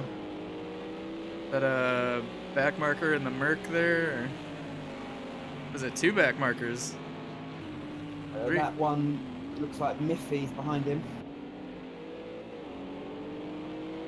Yeah, it's Miffy and Snacks, and I believe Raz is up ahead.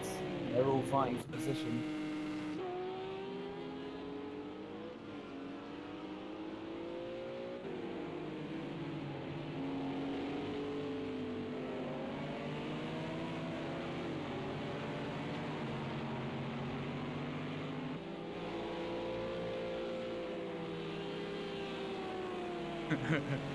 That's the first time I've seen significant overlap like this from the GT3 field.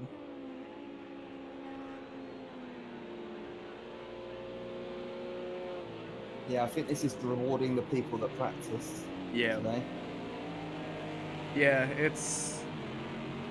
we finally have a dry race, but it is a very challenging circuit, very challenging temperatures on the circuit too.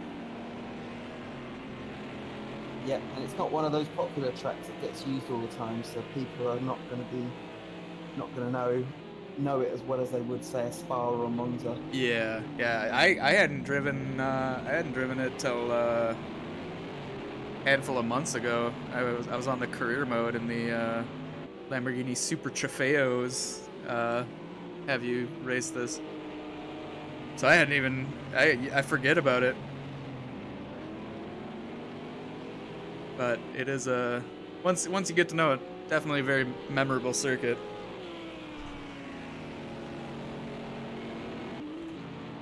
But yeah, I'd say it's not one of those common ones that everybody plays in the online GT3 lobbies all the time, you know. No, and especially as it's not in many other sims. Yeah, that's another thing.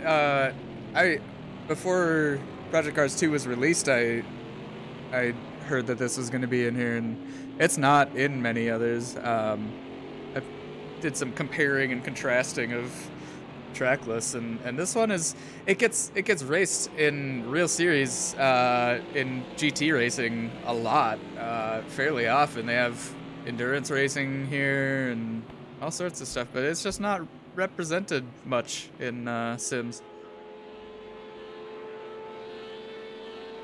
So just doing a fuel check, Kerman and Have both got 12 litres of fuel, with Jim an extra 4. Oh. I assume that's going to be enough. I'm assuming they've done their maths right and they're not going to have to do a last minute one lap pit. Well, yeah, we've got 11 and a half minutes left of the race. So that's going to be about a liter a minute that they have to hit. And hope they cross the line at the right time. Yeah, if they have to do an extra lap, that could be it for them. Could put this in Jim's hands if Kerman has got it wrong. Yeah, Kerman's got 22 seconds of wiggle room ahead of Jim Boom. Jim in second is 17 seconds away from Have a Nice Day, so there is some wiggle room here, but all of these top running GT3 guys are very low on fuel. Looks like Have's. I'm sorry, Flick.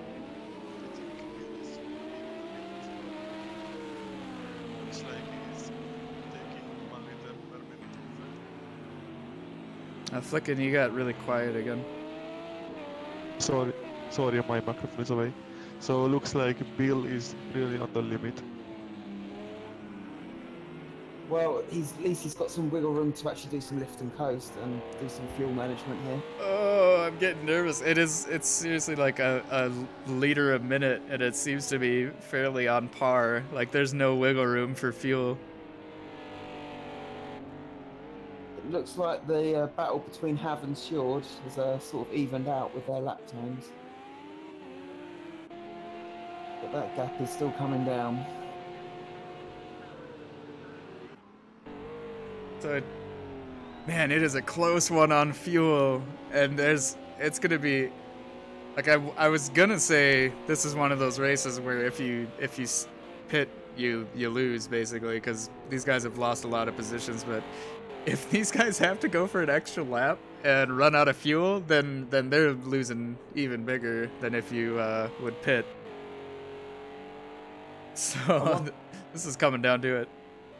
I wonder if this is a full fuel tank or whether they calculated it. I think that's not gonna be enough for Bill. He's under 9 and it's more than Yep. a liter per minute. You're absolutely right. He's gonna have to splash.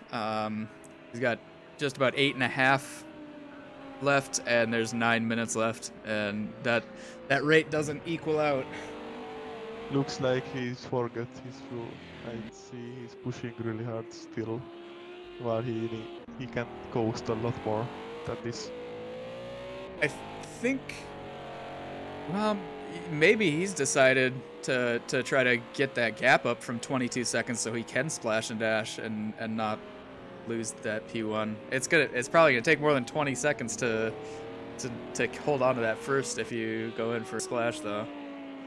I say that's a risky strategy because I have a feeling he wouldn't have calculated the pit stop loss time. Have a nice day is gonna lost 4th place, I think, if he's Yeah. going to pit. Yeah, Sjord's 11 seconds behind him, so that's gonna be a position if Hav has to pit. Jim might snag the win last minute here. If Bill doesn't get his fuel in check, Jim's got enough to go to the end.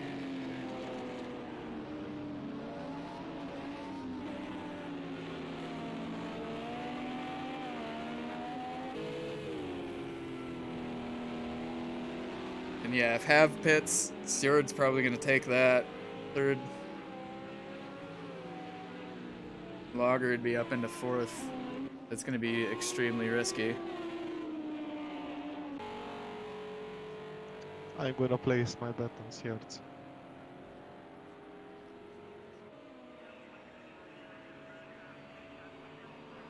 Seven minutes, 20 seconds left as Bill embarks on another lap. I'm getting a little nervous, fellas. So I just spoke to the Kerman. He's aware of his fuel, but then he promptly told me to shut up. So I assume he's pushing.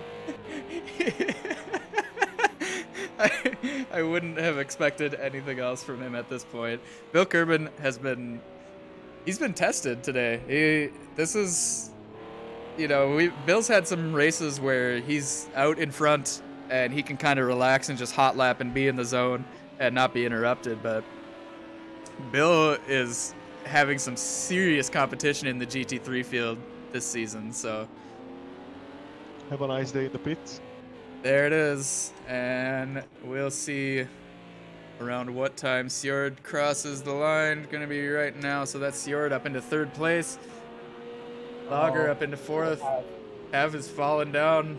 Well, that's the pit strategy giveth and the pit strategy taketh away, because Hav got that far from taking positions while people were in the pits, so that's just how it goes sometimes. Jim's gonna have enough fuel. Jim is gonna have enough, yeah. He's got 9 liters. He's being very efficient on his fuel. I think it could cut close, but as far as just eyeing up the ratio of fuel to time, he's got enough. Bill Kerman on 3.4. I was gonna say he dicks into the pits. He ducks into the pits for a splash, and Jim is just about to round the final corner. Jim might snag the lead from Kerman right here. I think he's gonna.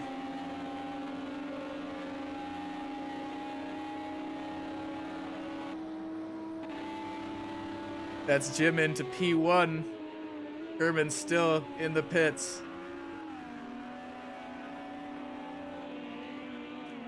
And now Jim, his fuel is dwindling as well. He doesn't have the fuel to push.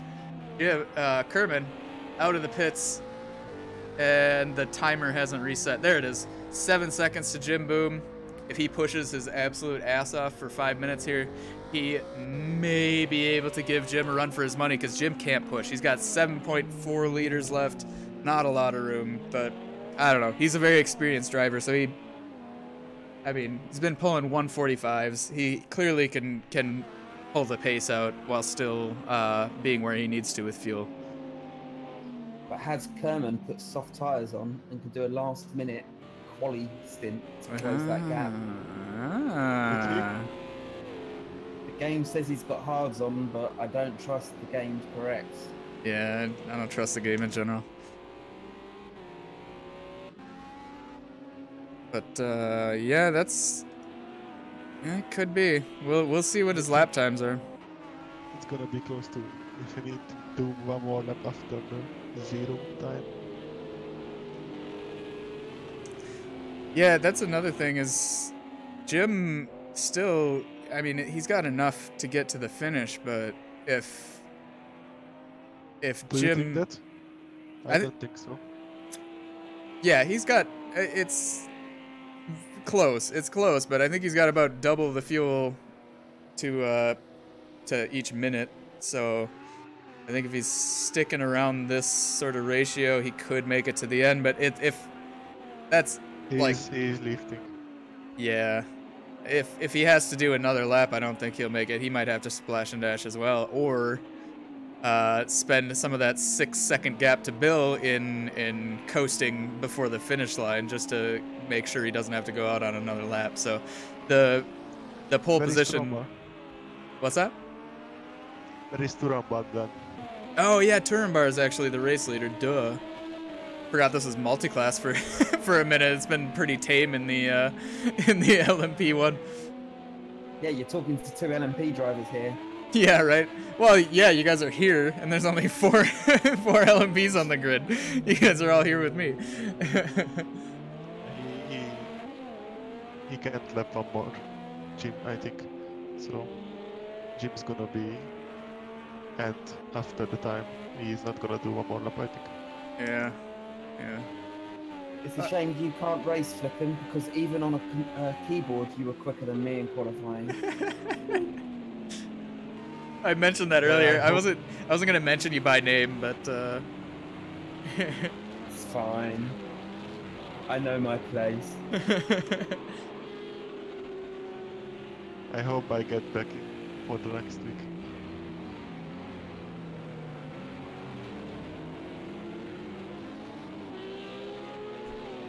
Can you check Jamie's fuel, please? Yep. 3.8 liters. It's so close. Oh, it's so close. It's so close. Like the ratio of like twice as many liters to minutes seems to be about right, but it's so close. He's lifting every straight. 3 seconds the difference between lap times there. He's cut it in half since he came out of the pits. Yeah, this GT3 podium is still in for some trouble. Sorry if I'm clicking my pen into the microphone. I'm losing my composure. It's really close. It's gonna be really close. Turambar's going to get another lap because he's 3/4 of the way around this current lap. Yeah, so the guys have the GT3 one more lap too. Yeah.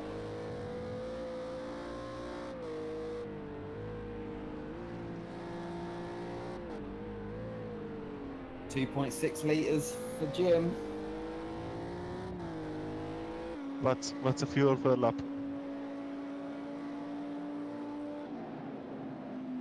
No idea. It was It's about 2.2 for LMPs, but that's gonna help. Well, it seems similar to that for GT3s. I've just been eyeing it up though. Where's Turambar? So this is Turambar's final lap. The time's gonna run out by the time he gets across the line. Jim is not gonna cross it? Is he Jim. gonna end it? Oh, Jim's got another lap to go after this. 1 point. And Bill is right on his tail. Holy shit. I was like, where's that GT3 noise coming from behind Jim? And he takes. Is he gonna take it? He's got it. He's got the inside. Jim has to lift. It's done. Yeah, Jim can't fight. He's run an amazing race and an amazing strategy, but he just has to watch Bill pass at this point. He's got. I don't even know if he's got enough to. He's gonna make it. I don't know if he's gonna make it around the track at this point. Jim might have to lift even more. He's got 26 seconds to play with until Sjord would possibly take him. Wasn't it Jim that had the finish where he crossed the line on no fuel? Yeah, I think he's. So that's Turenbar across the finish line, winning the race here. Chris, I think, has gotten second. He's got a penalty, but I believe Hillbilly Chris taking second in the LMP. Mason third in the LMP. Bill Kerman going off the track there a little bit. But yeah, Jim's dropped back, saving his fuel as much as possible, lifting. He's got the clutch in. If you turn off the map, you can see his fuel. If you turn off the map on the right corner. I can see his 0.4 fuel. liters. Yeah. I thought. Sorry. Whoa! There's an LMP freaking out on my screen. Yeah, he's got 0.3. He's just coming around the final final quarter. 0.2. He's got enough to make it, but he's been sticking the clutch in on zero It's revs. really close. 1. He's gonna run out right as he crosses. I think he just ran out completely. Yeah, he's gonna coast. What if he's gonna make it?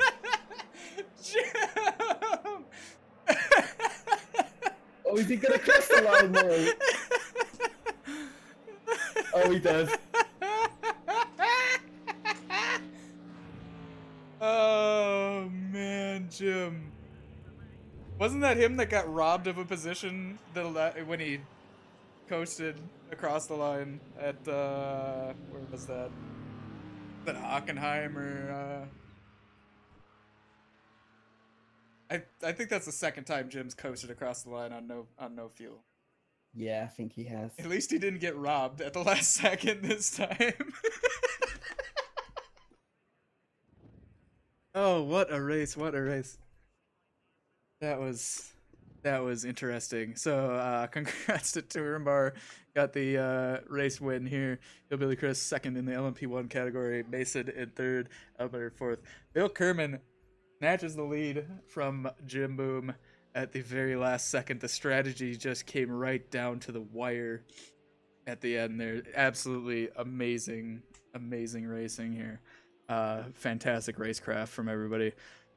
Sjord managed the third place there. Sjord was down in the pack for a lot of the race, and just the pit strategy just worked out. I think I'd actually be interested in talking to Sjord to find out where that podium even came from, because I was not expecting Sjord to be up there right away.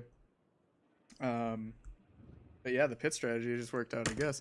Logger in fourth, Husky fifth, Rubix in sixth. Didn't quite catch up from that early damage, but sixth in the category, sixth in the class is fantastic from where Rubix went after repairs. So really good effort on Rubix's part there. Have a nice day. 7th, Apex Envy 8th, Zeddy in 9th. That boy Miffy in 10th, Polly in 11th, Raz 12th, Domi got 13th for the GT3, Snacks in 14th, MDK 15th, Arnie 777 in 16th, Jaxa 17th. Also kind of had the worst of an incident, didn't quite make it back up there, which is too bad, but that's racing. Echo retired. Is that true?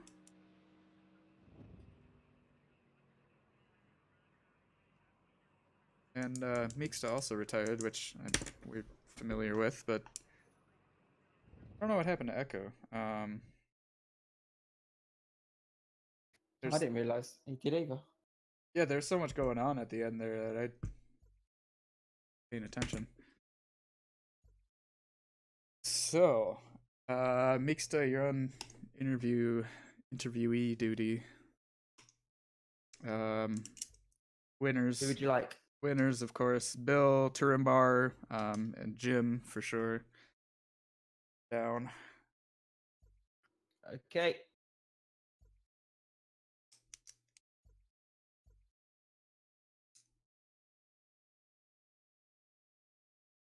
What a race! I had high expectations for that race, seeing the pace in qualifying, and it absolutely lived up to it.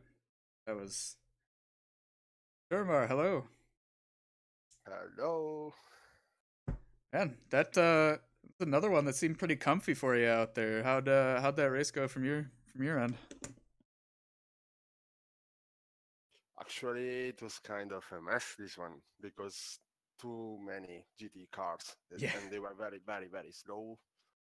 And the track wasn't easy, so you really had to risk every time you were overtaking a GT car.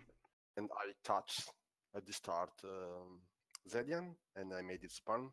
Yeah. And at some point, Polly spun in front of me, and it was intense. Even if I mean, on the outside, it was kind of an easy race, but it wasn't at all. Right, yeah, you weren't getting challenged for position, but we did see plenty of times the LMPs getting just stuck behind the GTs for a long time because there's so many GTs in there that they're packed up. And yeah, and then then sometimes there was a miscommunication. Then some people were thinking that I was going for the inside when instead I was going for the outside. Yeah, okay, I enjoyed it. Yeah. Well, I mean, congrats on your win. That surely wasn't a Sunday drive out there on a really hot track with that many GT3s around. But absolutely. And then and just sad because next week I'm not gonna be here, so I will miss Fuji. God damn it, my family truck. Yeah, it is a very, very nice track. On the plus side, I think you got some points to take a week off and not have your championship lead but spoiled. You never know when Finken will get his wheel back. So That's true. I need a lot of points. That's true. You gotta get those points up while Flicken's out of the race. I was talking with Leon, the other super fast guy with LMP cars, and he told me yesterday that he maybe will join for a couple of races. So it's gonna be tough at the end. Yeah. This series definitely isn't decided. We're about halfway through, and there's some surprises still in store. Yep. And I will keep on sending my mafia guys to Finken house, but enough is enough. Yeah, right. He might just upgrade to a stronger wheel and everything if it keeps getting broken. We'll see. Oh yeah, god damn it, he has a really cheap wheel, so if he's gonna improve, I'm fucked. All right, well, I'm gonna get a couple more interviews in here. Congrats again on your win. See ya. Bye bye.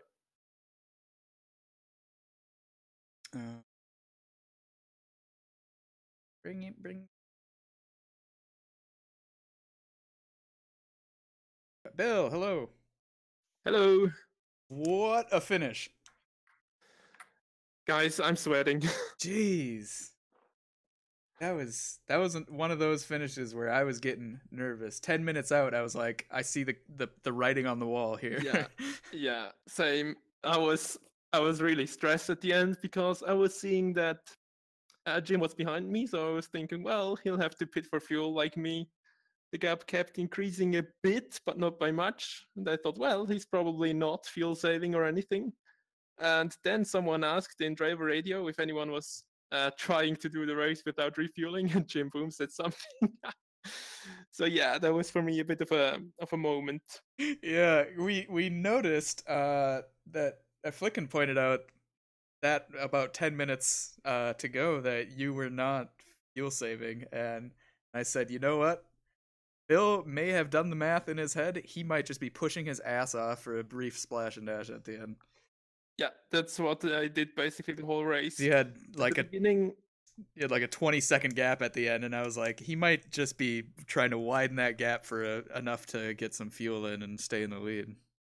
nah, I don't do fuel saving for a part of the race. I think that if you want to do fuel saving, you need to start right at the beginning and do your calculations. So yeah, you hit your averages.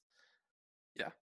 Yeah, absolutely. So yeah, aside from that amazing overtake and the finish, how'd the rest of the race go for you? I'm really happy with how the race went. First of all, that I think top 4 in GT3 were within 1/10 of a second in It qualifying. wasn't, Bill. It wasn't even 1/10. It was 32 thousandths. Wow. So yeah, I was already hyped for the race because I just knew that the top 4, top 5, maybe Jim, who wasn't even in that group, were going to be in contention for that race.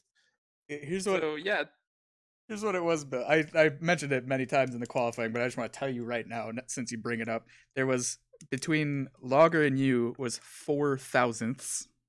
Yeah, I know that. And between you and Rubik's was 28 thousandths. Wow. The rest of the field to P14 or 15 was within 2 seconds of each other. Wow. It was just yeah. unreal. Well, I knew we were in for something. Yeah, well, and then the race started, and I don't know exactly what happened. Maybe I was thinking too much about my tires. I kept losing positions. It was a combination of me being clumsy and other people being quicker than me at the beginning. So yeah, then I was really, once I got a bit of air, I regained my confidence and I was able to claw the gap back and do the overtakes.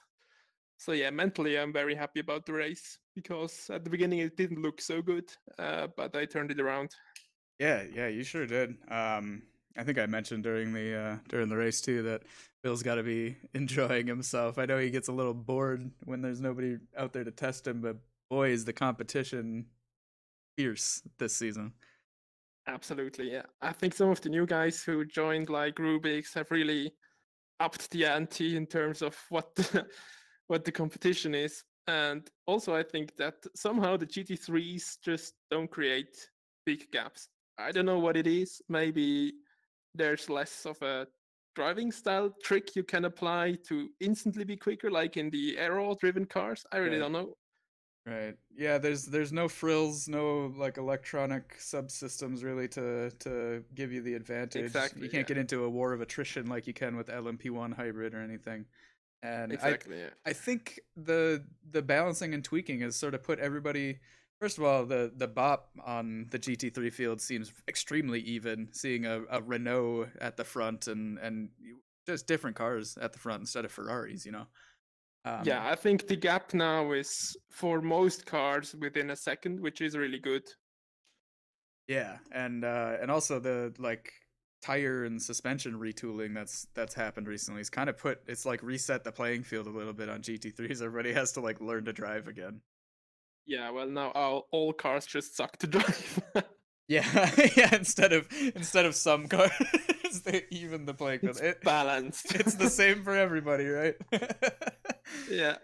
Oh man. All right. Yeah, so I hope that was cool to watch. It was extremely cool to drive. I hope we get this kind of competition every race now from now on. Yeah, absolutely. That was amazing. Congrats, Bill. Thank you. And I'm looking forward to watching the replay. Thanks for commentating, guys. Yeah, it was amazing. Thanks for the show. See you guys. See ya. I think Mixta's on top of things. Mixta's just dishing out interviews now. He's so good at his job. Shout out to Mixta. Hey, Jim. Hey. What a race. Isn't it? What's your reaction to the race? What's the first reaction off the top of your head? Tired. Really tired. Because I actually got a cold last week, and now I have some fever, so I'm really mentally exhausted and a bit foggy now. Oh man, yeah, that's tough. It's tough to do. It's tough to remember your own name when you're sick and have a fever, let alone drive a race car for an hour and a half. Indeed. But when you are so much in the zone, I don't think it changes so much. Maybe you are like 5 seconds slower through the whole race, but Yeah, yeah. If you're in the zone, you're in the zone. And can't really do anything about that. Yeah, that I think is the second time you've coasted across the line at the finish. this With- time it was a bit less dramatic than last time. Yeah, you didn't get robbed at the start finish line this time. I could have done with one less lap. I would have won. Yeah, that was dramatic. Did you at any point in that last sort of like 15 seconds, what was your thought process? Did you see the writing on the wall at some point when Bill went into the pit or what? Um, well, I was fuel saving for the whole race because I knew I didn't have any enough fuel to finish, but I didn't really practice so much, so I didn't knew exactly what fuel I should have had at each moment. So well, it was strategy was a bit done on the fly. Right. Well, it very nearly went perfectly. Yep. Very nearly. It wasn't absolutely perfect, but that was damn near a perfect no stopper. Indeed. But And I have to say, I was really happy with the driving standards today. The battling was really clean, really nice to see. yeah, it was immense. We had so many people just packed up, and not a lot of really big incidents or anything like that. And the competition was amazing. Yep. You- in terms of pace, like we had 12 people that were all like on the same pace, so we didn't know who was going to wind up on the podium today. Getting to AOR levels soon. Yeah, right. I guess it was just immense. Yeah, that was a good show, Jim. Thanks and congrats on that podium. Thank you very much, and thank you for commenting. Yeah, See you absolutely. next time. Yeah, keep at it. I'm looking forward to it. You'll see me next week probably. Excellent, excellent. All right, we'll see you then, Jim. Bye.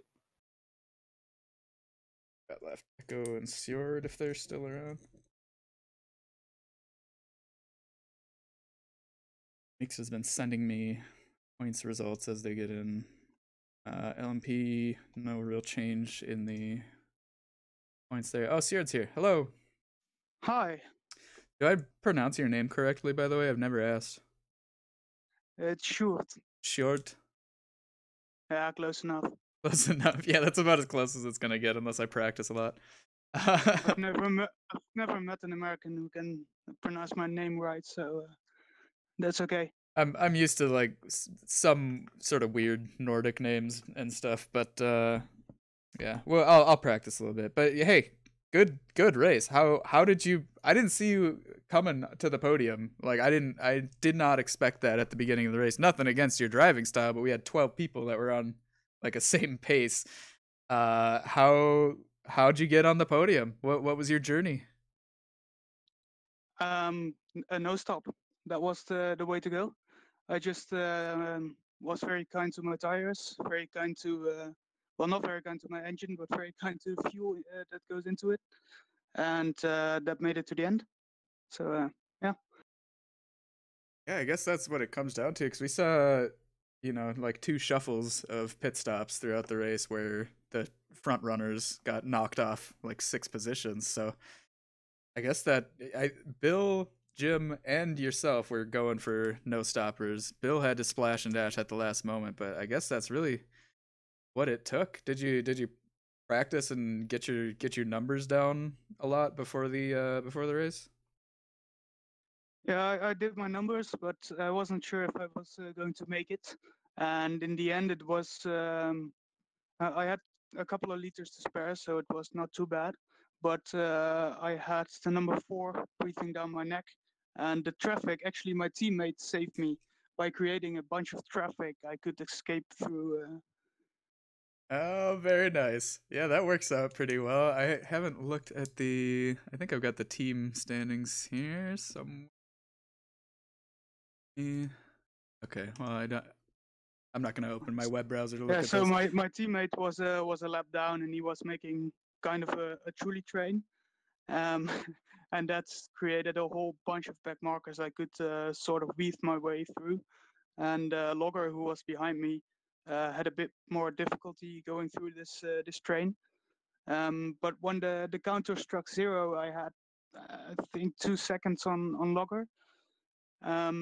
But then the race wasn't over because the leader didn't pass the start finish straight yet.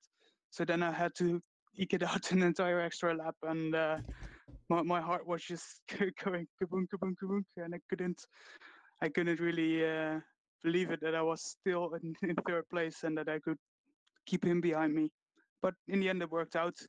Um, he bumped my rear at the start finish straight. I think the difference between us was maybe a tenth or two. Yeah, there's some major drama going in for P1 and P2 as well, so I didn't see exactly what happened at your finish of the race too, but I was checking people's fuel in the last 10 minutes and it was startling. And actually, I think Bill pushed for the last 15 minutes or so and then had to splash, but you had a similar amount of fuel as him and you managed to actually save it. Which is Well, the Acura is not very fast, but it doesn't consume that much fuel, so you can do this kind of shit. okay, yeah, because he was pushing. He decided to have a last splash and dash, so he was pushing, trying to get as much of a gap as he could. But you had about the same amount and managed to make it to the end. So I don't know what would have happened if he would have tried a similar thing. But I guess I don't know what the Renault's like on fuel. But yeah, that was just an immense finish for everybody on the podium. That was really good to see, especially having the sleeper come from behind third place. That was really interesting to see. Yeah, it was interesting to drive as well. I was looking at the deltas all the time, and it was a very intense race, the most intense race I've ever had here. I think even more intense than Le Mans because it was multi-class hell. Constantly LMPs going around. There aren't that many of them, but still they keep coming out of nowhere. And I was in traffic pretty much all the race. At the start I was in traffic. In the middle I was in traffic. At the end I was in the back markers. So always traffic. Yeah, the LMPs mentioned Turenbar mentioned that there was a lot of GT traffic and stuff, and we saw some points where it was difficult for them to get past GTs because they're all packed up and battling the entire race, and it's hard for them to get past. But also, we saw more GT3 overlap than we usually do in this race. We saw a lot more back markers getting lapped by the end too. Definitely a challenging race for everybody involved. But the LMPs, they at least have a speed difference. When I came up to a pack of three battling back markers, it was very difficult to get past. And at some point, I was flashing my headlights, and my teammate, who was a lap down, was on my right, and Tommy was on my left, and I went through the middle, and then fired a runoff and just escaped like that. I just wanted to get out of it. This was T1, by the way. Oh yeah. We mentioned how stressful T1 can be. It seems wide enough to like go too wide and try these different lines through, but it's really not. There's not a lot of wiggle room there. But no, there isn't, and especially not if you're 3 wide. Yeah, it's barely possible to go too wide there successfully because it's just a sort of balls out corner with the downhill braking and the wide exit, and yeah, that's a risky zone. I think looks like Echo's out, so I guess that's all we got. Anybody flicking or Shard wanna shout outs? Go for it. Well, thanks my teammate again for creating a truly train. Yeah, that was great stuff. Congrats again on the podiums here. That was fantastic. I think Flickin' Flockin's in the chat, but I don't know if he's to chime in here. Per usual, I've been Dustin the Destroyer for Project Cars Drivers Club. This has been GT3 LMP1 Multiclass main Saturday series. We'll be back at it next week at Fuji. Same time, same place, same URL for the live stream, I think. So we'll see ya. Thanks everybody for watching. Thanks to all the drivers for a good show. We'll see you next time.